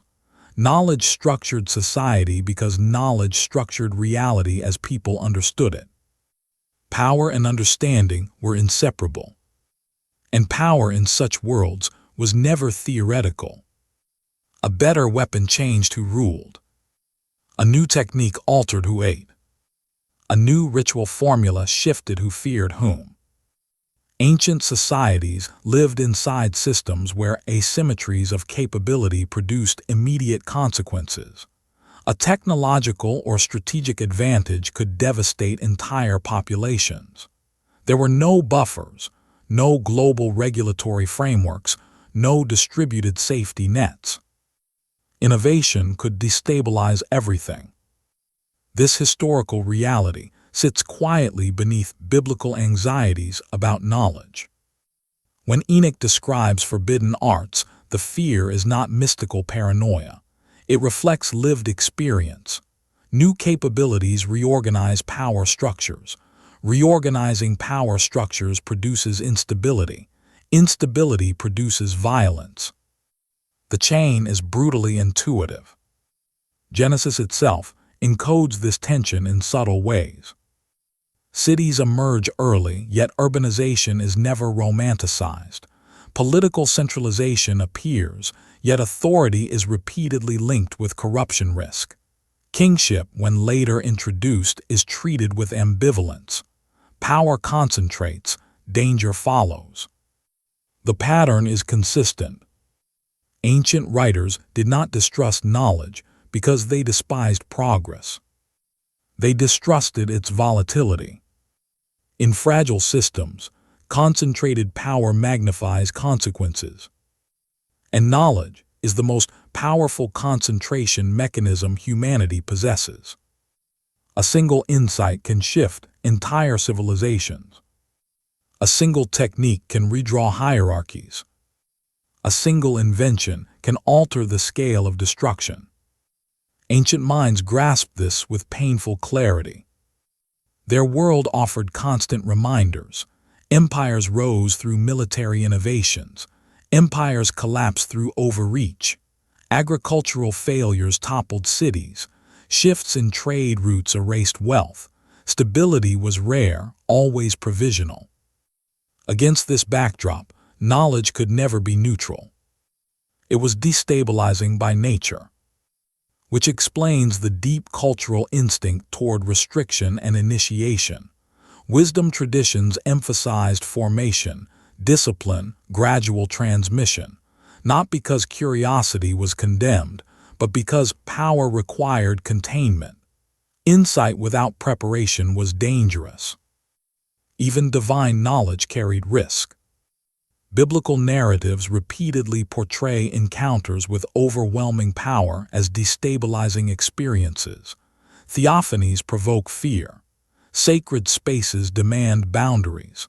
Holiness itself is framed as something requiring mediation and structure. The cosmos was imagined as ordered yet hazardous. To cross thresholds carelessly was to invite catastrophe. Within such a worldview, the watcher's story reads less like fantasy and more like dramatized principle. Knowledge introduced without restraint destabilizes worlds. Power divorced from structure amplifies violence. Boundaries exist because reality itself is fragile. And beneath theology lies something deeply pragmatic. Ancient societies had little margin for error. Their caution toward knowledge reflects not ignorance, but survival intelligence, a recognition that rapid shifts in capability could fracture civilizations faster than they could adapt. Power was never abstract, which meant knowledge was never safe. In the modern world, knowledge often feels like accumulation.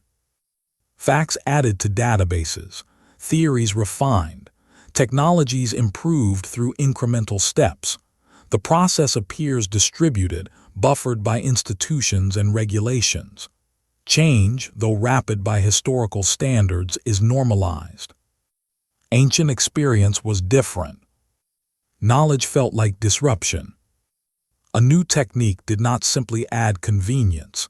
It rearranged survival, authority, and fear. It changed who held advantage and who became vulnerable. Insight functioned less like information and more like force. Consider metallurgy again. The shift from stone to bronze was not cosmetic. It altered warfare, agriculture, trade, political hierarchy. Communities possessing metalworking expertise gained disproportionate influence. Others faced immediate risk. Balance tilted sharply. Innovation produced asymmetry. Asymmetry produced instability. This dynamic shaped how ancient cultures understood wisdom itself. Knowledge was not primarily celebrated for expanding understanding. It was evaluated for its consequences. What will this enable? Who will it empower? What systems will it destabilize? The questions were not philosophical luxuries. They were existential calculations. Because early civilizations operated close to collapse thresholds. Agricultural margins were thin. Political structures were fragile. Environmental shocks could cascade rapidly. Under such conditions, concentrated power magnified risk. Knowledge, being the ultimate concentration mechanism, carried inherent danger. Biblical literature repeatedly reflects this intuition. Wisdom traditions emphasize restraint, patience, discipline. Proverbs links understanding with character formation. Ecclesiastes wrestles with the burdens of insight. Even Genesis frames knowledge acquisition within boundary language. The concern is rarely ignorance. It is disproportion. When Enochic texts describe forbidden arts, they are not condemning skill itself. They are describing knowledge that exceeds containment structures, capabilities introduced without stabilizing frameworks, power arriving faster than societies can metabolize its effects. Knowledge becomes destabilizing not by nature, but by velocity. Ancient minds were deeply sensitive to velocity. Historical memory reinforced the lesson relentlessly. Cities rose quickly through technological or military advantages. Cities fell through overextension or counter-innovation. Stability proved temporary. Power shifts proved violent. Reality felt precarious, which shaped cosmology. Even divine realms were imagined through the language of order and boundary. Heaven was structured, hierarchical, governed. Transgression among celestial beings, as depicted in Watcher's traditions, mirrors anxieties already present within human political experience. When guardians of order destabilize systems, collapse follows. The narrative logic is universal. And there is another psychological layer worth noticing. Knowledge alters perception before it alters material conditions. New techniques change what humans believe is possible. New insights reshape desire, ambition, fear. Social behavior shifts in anticipation of capability as much as through capability itself. Competition intensifies. Trust recalibrates. Ethics strain. Civilization reorganizes internally. Ancient writers grasped this intuitively. Power is not merely what one can do. It is what others believe one can do. Knowledge magnifies both. To reveal hidden mechanisms, celestial cycles, ritual formulas, material techniques, was to transform collective imagination. The world itself appeared different. Boundaries once assumed stable became negotiable. Possibility expanded faster than predictability. Uncertainty breeds anxiety. Anxiety reshapes behavior.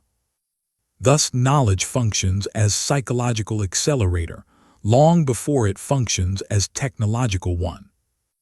The Watcher's narrative encodes this insight with eerie precision.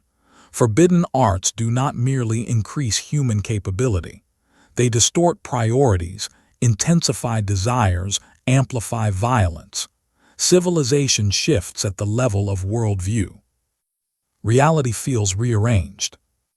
From an ancient perspective, this was not abstract speculation. It was historical observation. Knowledge destabilizes because knowledge reconfigures systems of power and perception simultaneously. Its effects ripple through social, political, and psychological layers at once. Control becomes harder. Prediction becomes weaker. Stability becomes fragile. Which explains why wisdom traditions so often emphasize formation over acquisition. Character before capability. Restraint before reach. Because in worlds where survival margins were thin, knowledge was never simply light. It was pressure. At a distance, ancient caution toward knowledge can look like superstition. Fear of progress, resistance to change, anxiety born from limited understanding. But viewed inside historical reality, a different picture emerges. Ancient societies were not naive about power. They were surrounded by its consequences. They watched empires rise on military innovations and collapse under their own expansions. They saw new techniques transform economies, then destabilize them. They lived in systems where a single shift, environmental, technological, political, could unravel generations of stability. Their caution was not ignorance. It was pattern recognition. Knowledge amplifies agency. Amplified agency destabilizes equilibria. Destabilized equilibria generate unpredictable cascades. In fragile systems, cascades become catastrophic quickly. This logic requires no mysticism, only history. Genesis, Enochic literature, and later biblical reflections encode this intuition repeatedly. The danger is not knowing. It is knowing without proportion, possessing capabilities without structures capable of absorbing their effects. Wisdom in this framework becomes something more than intelligence. It becomes calibration. How much power can a system sustain? How quickly can it adapt? What boundaries prevent collapse? Ancient writers rarely phrase the questions explicitly, yet the narratives orbit them constantly. Boundaries are central. Order depends on separation. Stability requires limits. Transgression, especially by powerful beings, destabilizes worlds. The Watcher's tradition magnifies this principle to cosmic scale. Celestial beings possess immense knowledge and influence. Their rebellion introduces asymmetry beyond human containment. The result is systemic breakdown, violence saturating the earth, creation itself destabilizing. The mythic form carries psychological realism. Large power disparities fracture systems. This insight echoes across human history with uncomfortable consistency. Technological revolutions repeatedly produce both advancement and disruption.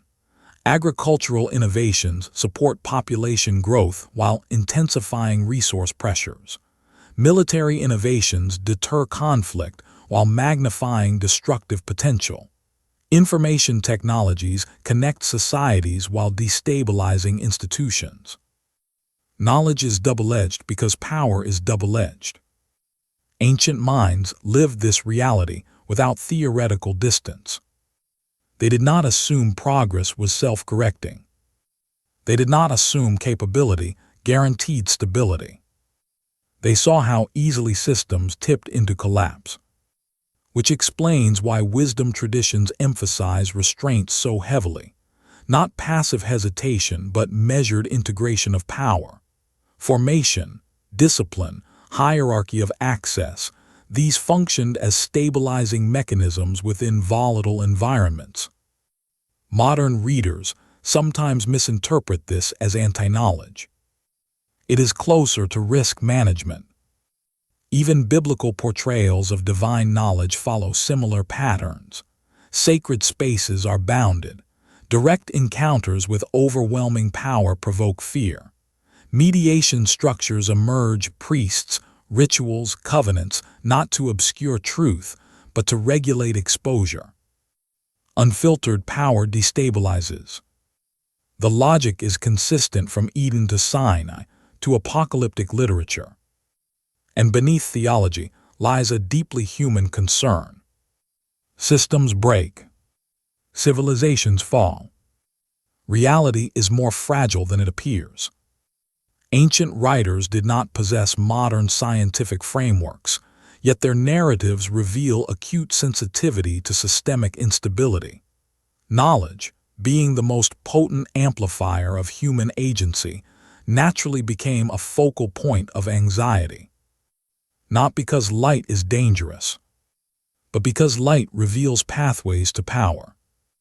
And power rearranges worlds. The fear, then, is not irrational dread of understanding. It is recognition that capability without calibration produces collapse. That acceleration without structure destabilizes equilibria.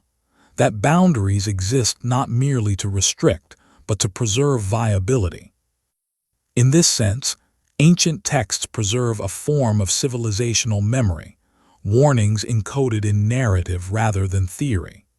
Stories carrying hard-earned intuitions about the volatility of power, the fragility of order, the irreversible consequences of knowledge once released.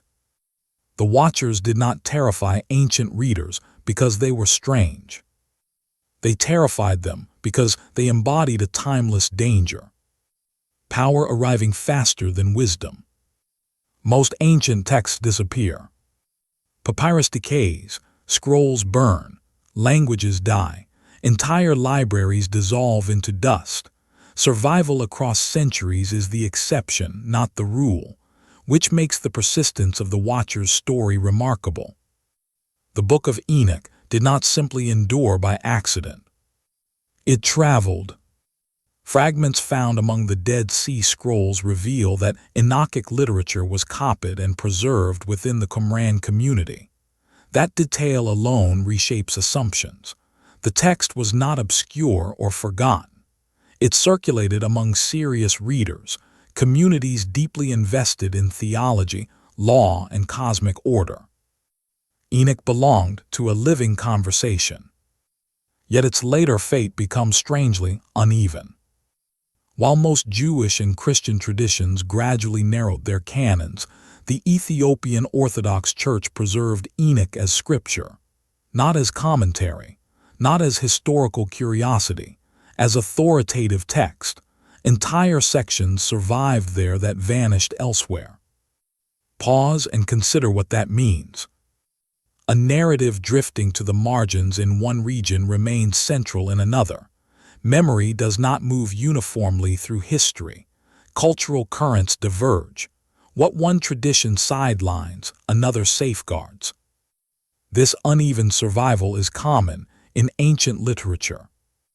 Texts migrate along fragile human networks, trade routes, monastic communities, linguistic transitions. Preservation often depends less on universal consensus and more on localized devotion. A manuscript copied in one valley may outlive entire imperial archives. Enoch's endurance reflects this fragile ecology of memory. But the story's survival is not merely textual. Its ideas permeated far beyond the physical book. Even where Enoch lost canonical status, its cosmology left deep marks. Concepts of rebellious angels, layered heavens, imprisoned spirits, cosmic judgment, these continued shaping Jewish apocalyptic thought and early Christian theology. The narrative diffused into imagination. Stories can persist without stable textual anchors. And there is something psychologically revealing about what survives. The Watcher's narrative addresses perennial anxieties, knowledge and power, corruption and violence, cosmic order and collapse.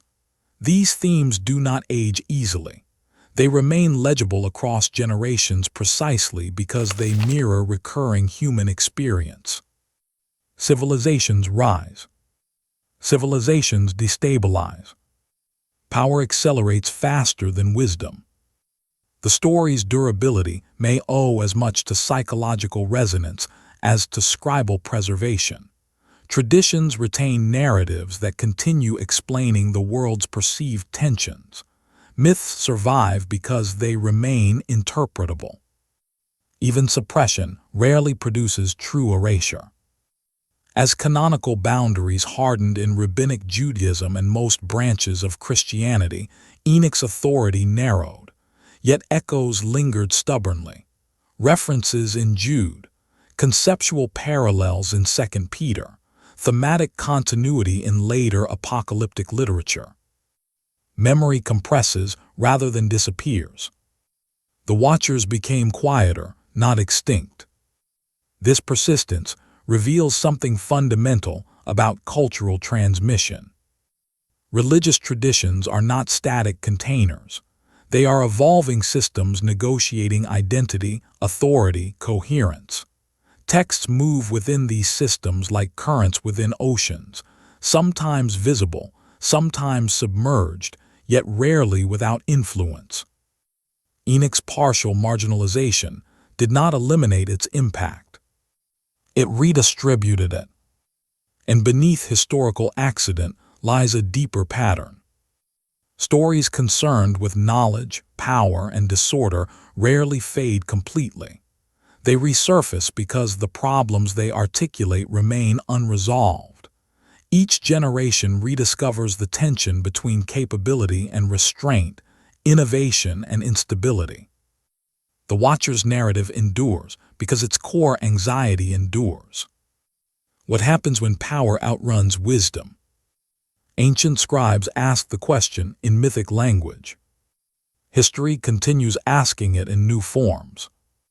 And so the text, though fragmented and contested, refuses disappearance, carried forward not only by manuscripts, but by the enduring human recognition that knowledge can build worlds and unmake them. Most people imagine history as a straight line. Texts are written, canons are formed, boundaries are fixed, what is excluded fades away. But cultural memory rarely behaves so neatly. Stories often survive not through official endorsement, but through diffusion. They sink into the background of thought, language, and symbolism. Their structures persist even when their sources grow obscure.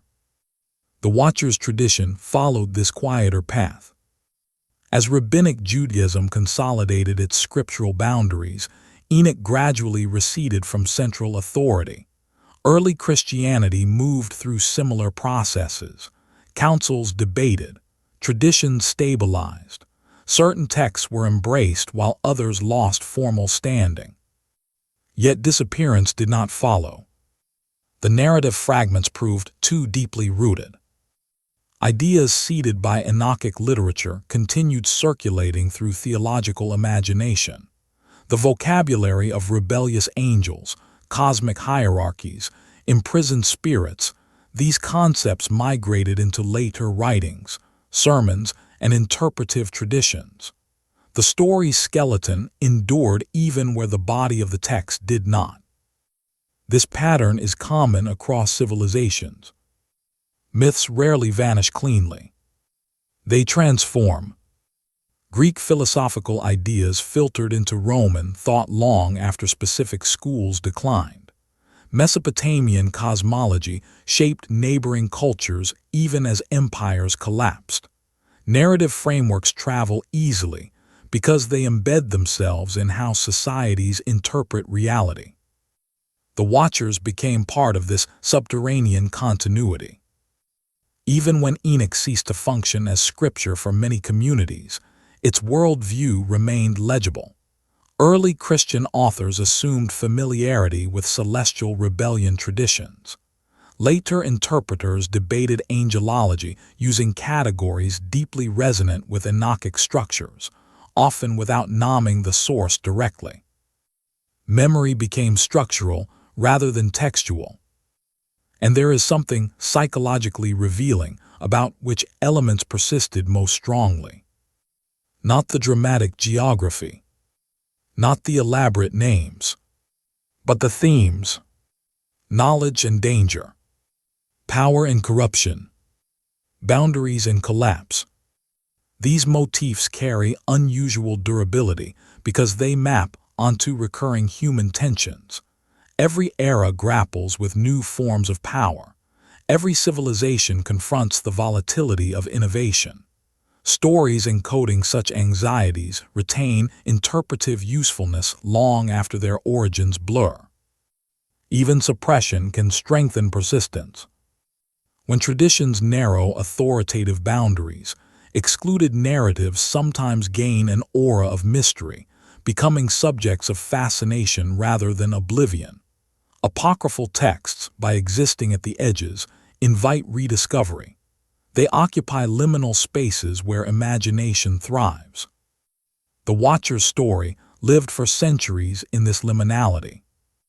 Neither fully central nor fully forgotten. Discussed, debated, adapted. And its survival across divergent religious landscapes underscores an important historical truth. Canon formation regulates authority, not memory. Communities define which texts govern doctrine and practice, but conceptual frameworks often outlive such decisions.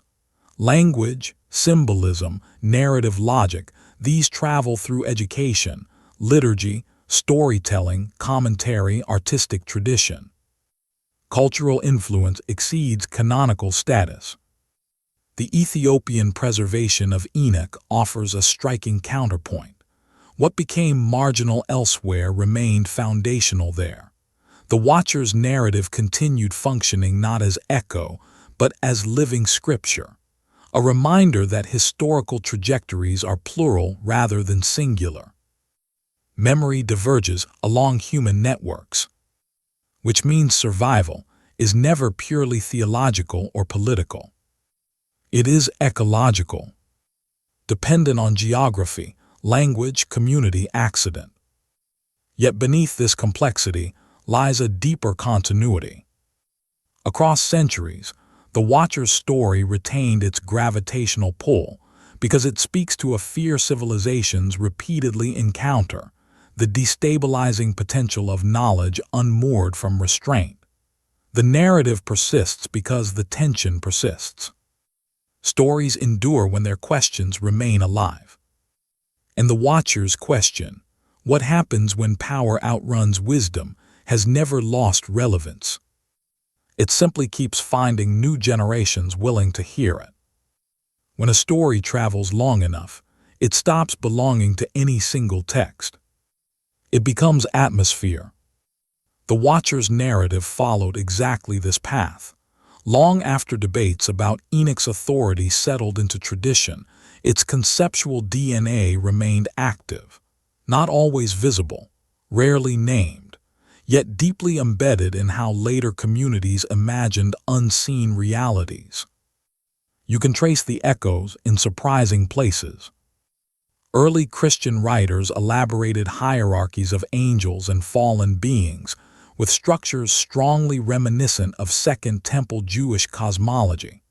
Medieval theologians speculated about celestial rebellion, using categories that would have felt familiar to Enochic readers. Artistic traditions portrayed chained spirits, descending beings, cosmic conflict. The imagery kept resurfacing, but the story itself was constantly reshaped. Detached from its original narrative framework, elements of the Watcher's tradition merged with other interpretive streams. Satan traditions evolved, demonologies expanded. The sharp distinctions once present in Jewish apocalyptic literature blurred within broader theological syntheses. Memory did not freeze. It hybridized. This transformation reveals something essential about how cultures preserve ideas. Stories rarely survive intact across millennia. They adapt to new intellectual climates, new philosophical pressures, new institutional structures. Concepts migrate by attaching themselves to evolving frameworks. The Watchers became part of a larger symbolic vocabulary of transgression and consequence. Yet the core anxiety remained strangely stable. Knowledge power boundaries. Even when the original narrative faded from common awareness, its governing intuition persisted. That certain forms of power destabilize worlds when introduced without restraint, that hierarchies can fracture, that systems can collapse under disproportionate force. These are not fragile concerns. They are civilizational constants, which explains why the Watcher's story continues to reappear in modern discourse, often stripped of its ancient theological scaffolding. Variations surface in literature, film, philosophy, cultural critique. The language changes, the metaphysics shift, the tension endures. Rapid innovation, ethical lag, systemic risk. The same structure, translated into contemporary vocabulary. This durability hints at something deeper than textual survival. It suggests the narrative expresses patterns humans repeatedly observe in their own history: technological revolutions, political upheavals, information explosions. Each era experiences moments when capability accelerates faster than collective wisdom. The Watcher's story reads almost like an ancient cognitive model for this recurring instability, a mythic grammar for understanding disruption. And perhaps that is why the tradition never fully disappears. It functions less as historical claim than as interpretive lens, a way of thinking about the relationship between knowledge and consequence, power and proportion, freedom and containment. Stories endure when they continue organizing experience. The Watcher's narrative has done so for centuries. Not because every generation accepts its cosmology, but because its psychological structure remains recognizable. It speaks to the persistent human unease surrounding unbounded power, whether divine, political, technological, or intellectual. The names change. The symbols shift. The fear remains intelligible. And there is a quiet irony embedded in this long survival. A story once concerned with forbidden knowledge becomes itself a kind of wandering knowledge, transmitted across cultures, reshaped by communities, influencing imaginations that may never encounter its original form. Memory becomes recursive. The narrative about knowledge becomes knowledge. Still moving, still adapting, still provoking reflection. Because civilizations continue confronting the same destabilizing tension that haunted ancient writers. Power expands. Wisdom struggles to keep pace. And somewhere beneath the noise of progress, an old question refuses silence. Not whether knowledge will change the world, but whether the world can absorb what knowledge unleashes.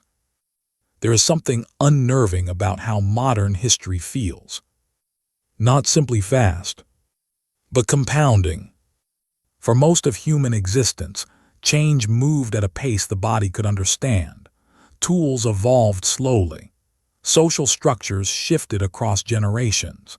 Knowledge accumulated within limits imposed by geography, communication, and material constraints.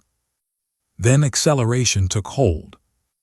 Printing presses multiplied ideas. Industrial machines reshaped labor. Electricity collapsed distance.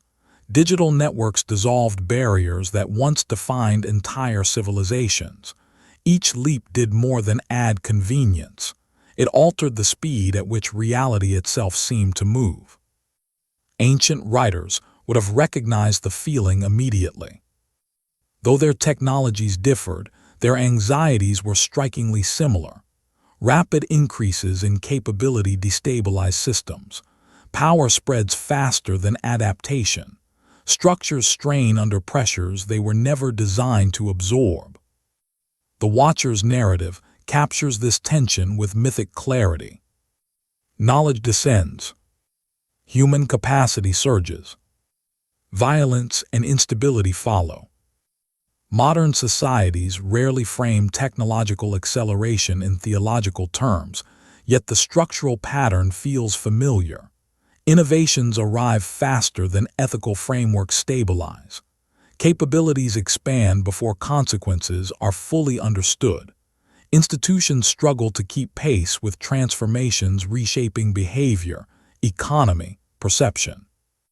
The challenge is not knowledge itself. It is velocity. Consider the scale of modern informational change. A discovery once requiring decades to circulate now spreads globally in moments. Entire industries rise and collapse within years. Political movements reorganize through digital networks. Artificial systems generate outputs that reshape human decision-making. Feedback loops intensify everywhere. Acceleration becomes environment, which introduces a peculiar psychological strain.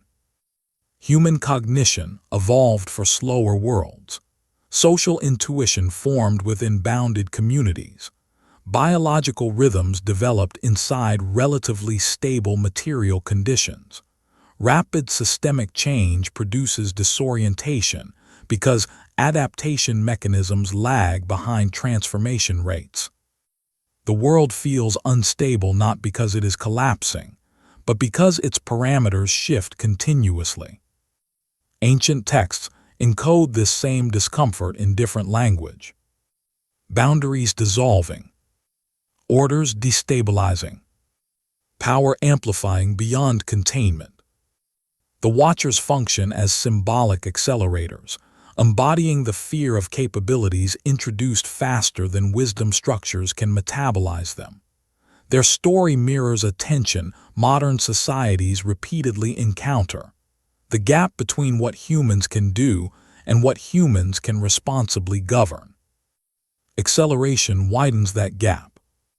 Technological power magnifies agency, while ethical coordination struggles against fragmentation, political complexity, economic incentives. Knowledge multiplies faster than consensus. Capability expands faster than restraint systems evolve. The result is not inevitable catastrophe, but persistent instability pressure. Ancient writers framed such dynamics as cosmic disorder. Modern discourse tends toward technical vocabulary, systemic risk, unintended consequences, emergent behavior. The language changes. The structural intuition remains consistent. Rapid power destabilizes equilibria. Systems require time to adapt. And perhaps the most unsettling aspect of acceleration is not material, but perceptual. Change becomes normalized. Velocity becomes expectation. Societies reorganize around constant disruption. Stability itself begins to feel unnatural. The baseline shifts, which makes reflection difficult. When transformation becomes continuous, recognizing thresholds becomes harder. Slow deterioration hides beneath rapid novelty. Long-term consequences blur within short-term adaptation cycles. Momentum obscures direction. Ancient narratives often functioned as cautionary lenses precisely because they slowed perception. They compressed vast patterns into symbolic dramas. They gave shape to otherwise diffuse anxieties about power, knowledge, and collapse. The Watcher's story persists because its central question remains unresolved. What happens when capability expands faster than wisdom? Modern civilization confronts the question daily, though rarely in mythic terms. Every technological revolution, every informational leap, every new concentration of power reactivates the same underlying tension, not whether knowledge is good or bad, but whether systems can absorb its velocity without destabilizing. Acceleration changes everything, including the pace at which consequences unfold. One of the strangest features of modern life is how ordinary immense power has become. A handheld device now grants access to knowledge that once required entire institutions. Algorithms shape decisions invisible to those affected by them. Technologies alter economies, identities, even attention itself, all within a single lifetime. Yet human psychology has not been redesigned. This mismatch sits at the center of modern tension. Capability expands at extraordinary speed. Adaptation struggles to follow. Ancient writers framed similar anxieties through mythic imagery. The Watchers introduce knowledge beyond humanity's readiness. Power arrives faster than formation. Instability spreads. Whether taken literally or symbolically, the pattern describes something deeply recognizable. Systems destabilize when agency expands faster than the capacity to govern its effects. Modern civilization offers countless examples. Technological tools amplify influence far beyond traditional human scale. A single individual can affect millions. A single innovation can disrupt entire industries. A single informational cascade can reshape political realities. The asymmetry is unprecedented in magnitude, yet psychologically normalized. This normalization is deceptive. Human cognitive architecture evolved for small group environments, limited information flows, gradual change. Sudden expansions of power generate behavioral distortions not because humans are irrational, but because inherited psychological mechanisms encounter conditions they were never calibrated to manage. Attention becomes contested territory. Comparison becomes relentless. Decision fatigue becomes chronic. Information overload becomes baseline. Ancient traditions often insisted that knowledge required preparation. Formation preceded access. Authority regulated transmission. Such structures reflected practical recognition. Power alters behavior, and behavior requires stabilization. Modern systems frequently reverse this sequence. Access precedes formation. Tools precede understanding. Influence precedes restraint mechanisms. The consequences unfold subtly yet pervasively. Social dynamics shift under informational saturation. Status economies reorganize around visibility rather than proximity. Conflict accelerates through algorithmic amplification. Emotional reactions scale faster than deliberative processes. Power diffuses faster than wisdom structures adapt. This dynamic mirrors the psychological logic embedded within the watcher's narrative. Knowledge alone is not the destabilizing force. It is knowledge interacting with unprepared systems. Capability colliding with cognition shaped for slower worlds. Even ethical frameworks strain under acceleration. Technological possibilities emerge before normative consensus stabilizes. Institutions designed for earlier conditions struggle to regulate new forms of agency. Governance mechanisms lag behind innovation cycles. Collective adaptation becomes reactive rather than anticipatory. The instability is structural, not merely moral. Ancient writers frequently encoded this concern through boundary language. Limits were not simply restrictions. They functioned as stabilizers, mechanisms preserving viability in worlds where rapid shifts in power produced cascading disruptions. Modern culture often treats limits with suspicion. Expansion becomes virtue. Acceleration becomes inevitability. Restraint becomes obstacle. Yet the psychological challenges remain stubborn. Human nervous systems, social instincts, decision architectures, these operate within biological parameters unchanged by technological revolutions. Capability expands, but cognitive emotional infrastructure evolves slowly. The gap widens, which raises a question both ancient and modern. Can systems endure continuous amplification of power without corresponding development of stabilizing wisdom? The Watcher's story dramatized this fear through celestial beings and giants. Modern societies encounter it through innovation cycles, informational systems, and institutional strain. Different imagery, same structural tension. Power without preparation destabilizes. Not because power is evil, but because scale and speed matter.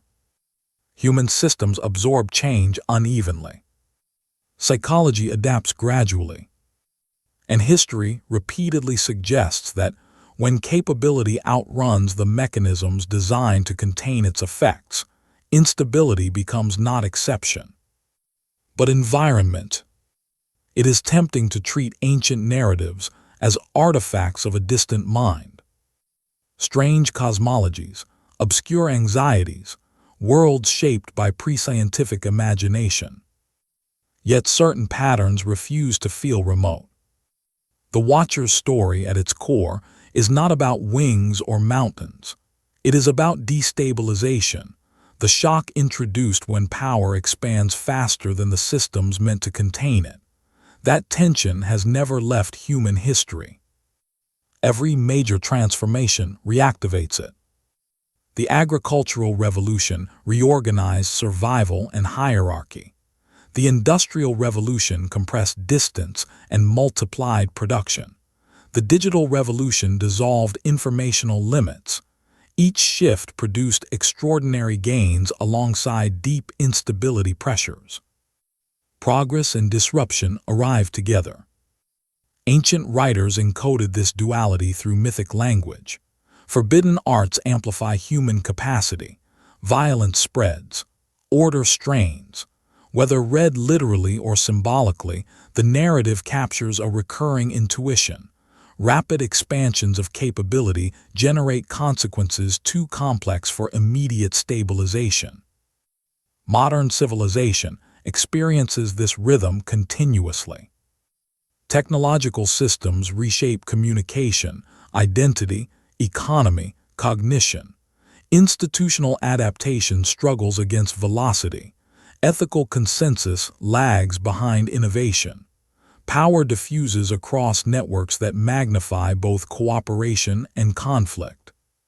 Stability becomes dynamic rather than fixed. What makes the parallel striking is not similarity of events, but similarity of unease.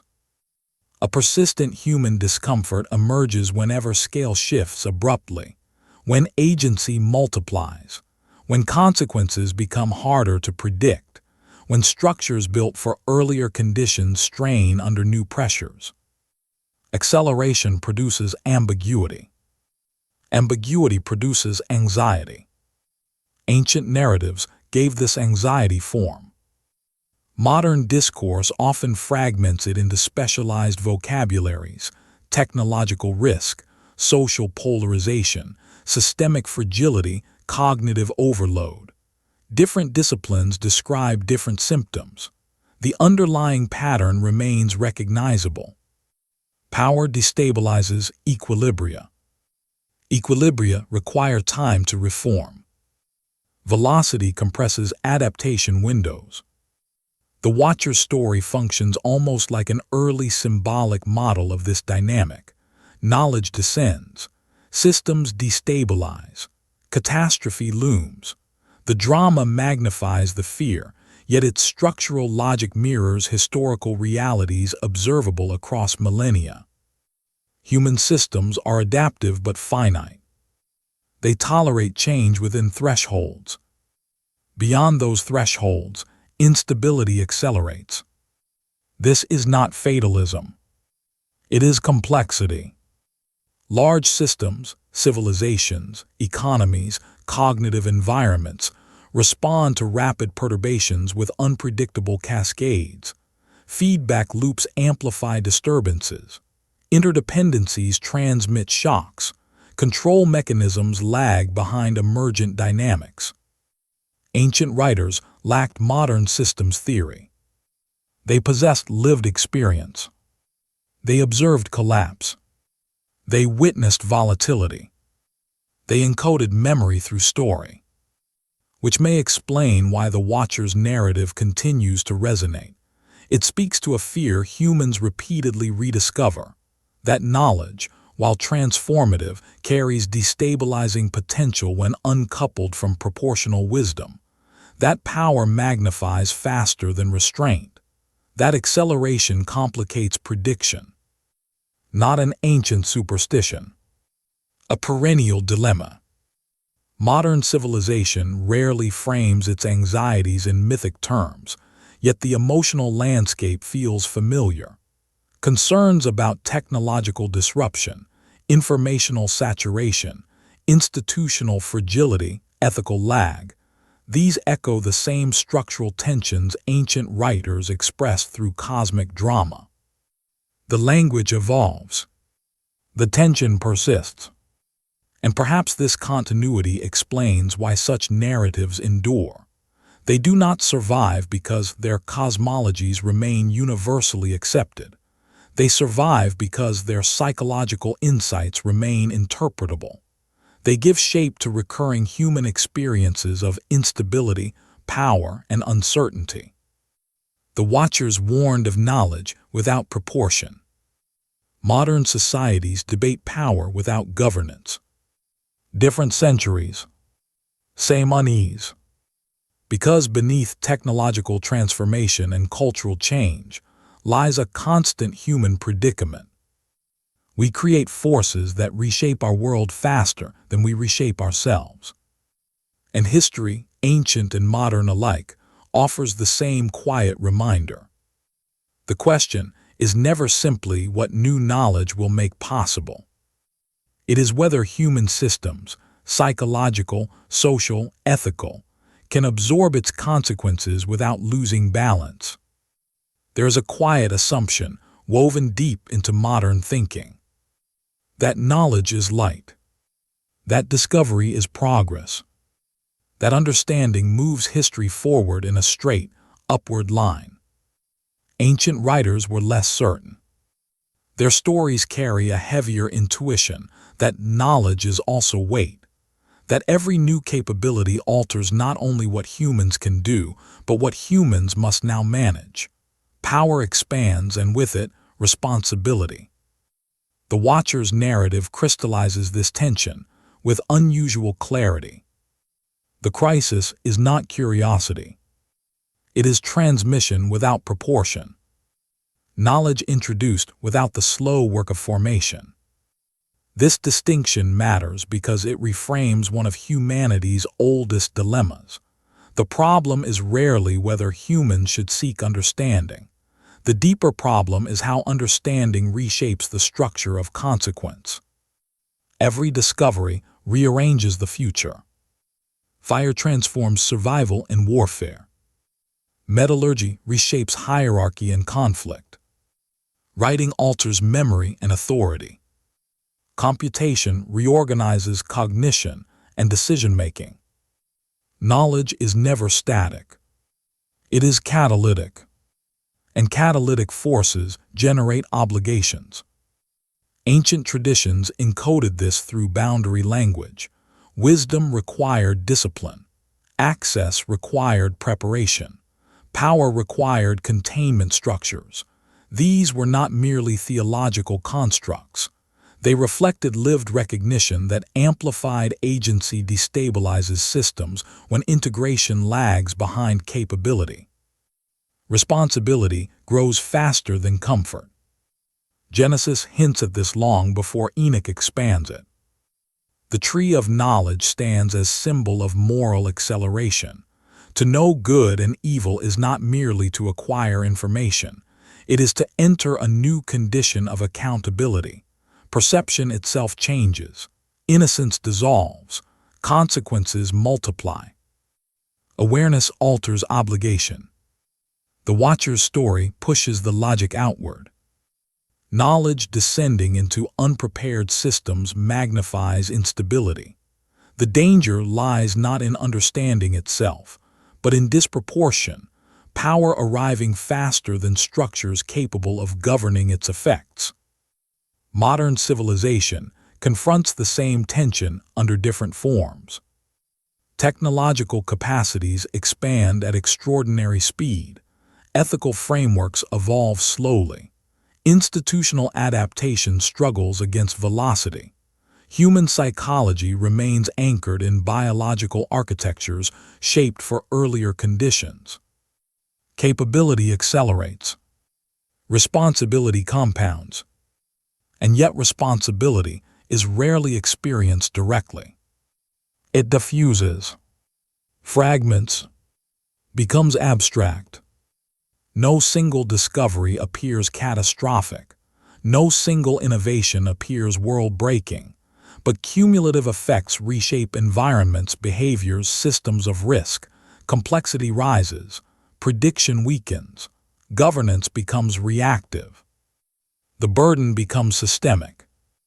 Ancient writers often expressed this through cosmic drama because the scale of consequence felt overwhelming. When power shifts destabilize worlds, The effects exceed individual comprehension. Narrative becomes the medium through which civilizations think about forces larger than ordinary perception can comfortably hold. Stories carry weight when concepts become too large, which leads to a deeply human tension. Knowledge expands possibility. Possibility expands uncertainty. Uncertainty expands responsibility. But responsibility demands wisdom, not merely intelligence, but calibration, judgment, the capacity to integrate power without destabilizing the conditions that make flourishing possible. This is where ancient caution and modern anxiety converge. Not fear of knowing, fear of disproportion, fear that agency may outpace the mechanisms required to stabilize its effects. The watchers, whether read as myth, memory, or metaphor, embody this perennial unease. They dramatize the unsettling truth that power is rarely reversible. Once knowledge transforms systems, retreat becomes nearly impossible. Capabilities cannot be unlearned.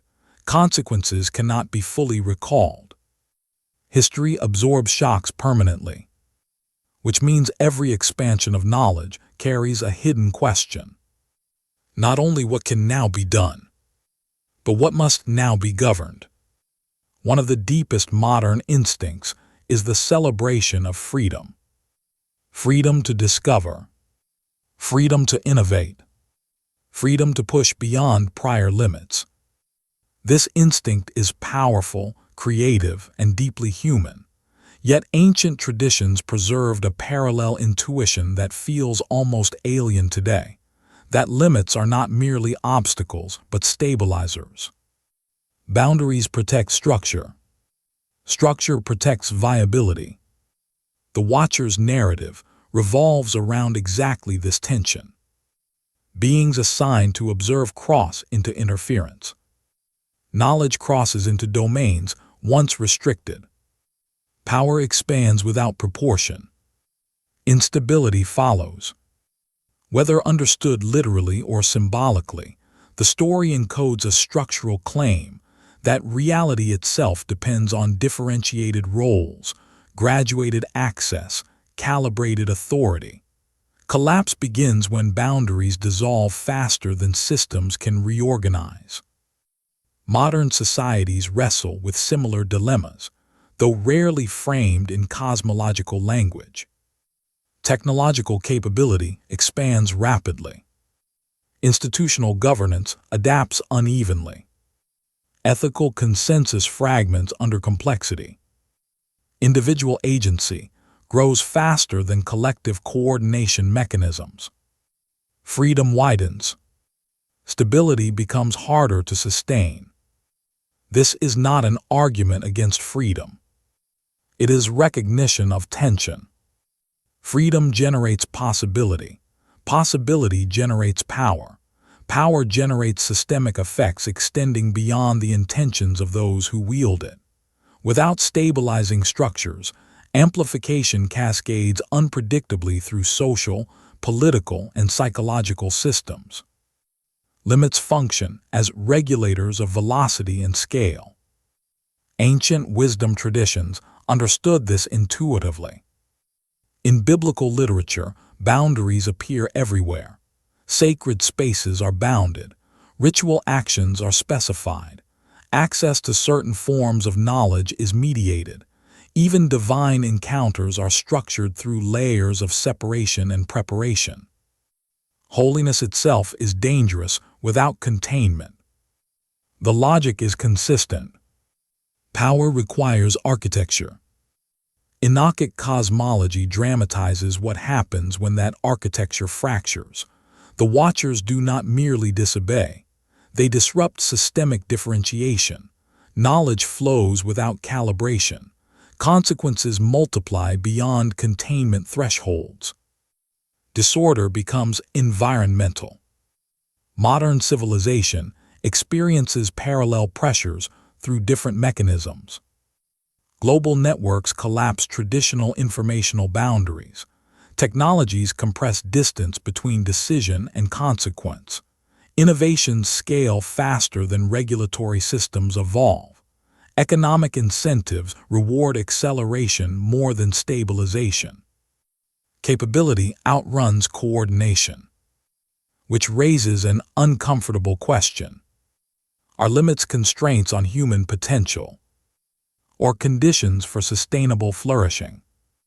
Ancient writers leaned strongly toward the latter. Boundaries preserved order. Order preserved continuity. Continuity preserved life.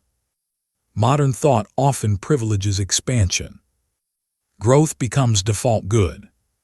Constraint becomes suspicion.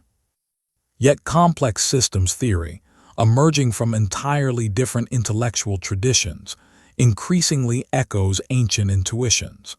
Systems remain stable not through unlimited freedom, but through regulated interactions, feedback controls, adaptive constraints. Unbounded amplification destabilizes equilibria. Limits sustain viability. This convergence is striking. Worldviews separated by millennia recognize similar structural tensions. Because the problem is perennial, power expands faster than wisdom. Capability scales faster than restraint mechanisms. Freedom accelerates faster than integration structures adapt. The Watcher's narrative preserved this fear through mythic imagery. Modern discourse approaches it through governance debates, technological ethics, systemic risk analysis. Different languages, same underlying dilemma. How should expanding agency be stabilized? Where should boundaries exist? Who determines proportionality? These questions resist simple answers precisely because they are civilizational questions. They concern not isolated choices, but the architecture of coexistence within systems increasingly shaped by amplified power. Ancient traditions did not imagine a world without limits. They imagined limits as survival logic. And perhaps this is why the Watcher's story continues to resonate. Beneath its cosmology lies a tension humanity never escapes, the paradox that freedom and restraint are not opposites, but interdependent forces within any system seeking durability. Without freedom, stagnation. Without limits, instability. Between them, the fragile space where civilizations attempt to endure. Across thousands of years, the human story keeps circling the same tension. We seek knowledge. Knowledge expands power. Power reshapes consequence. Consequence demands wisdom. Yet wisdom rarely accelerates at the same pace.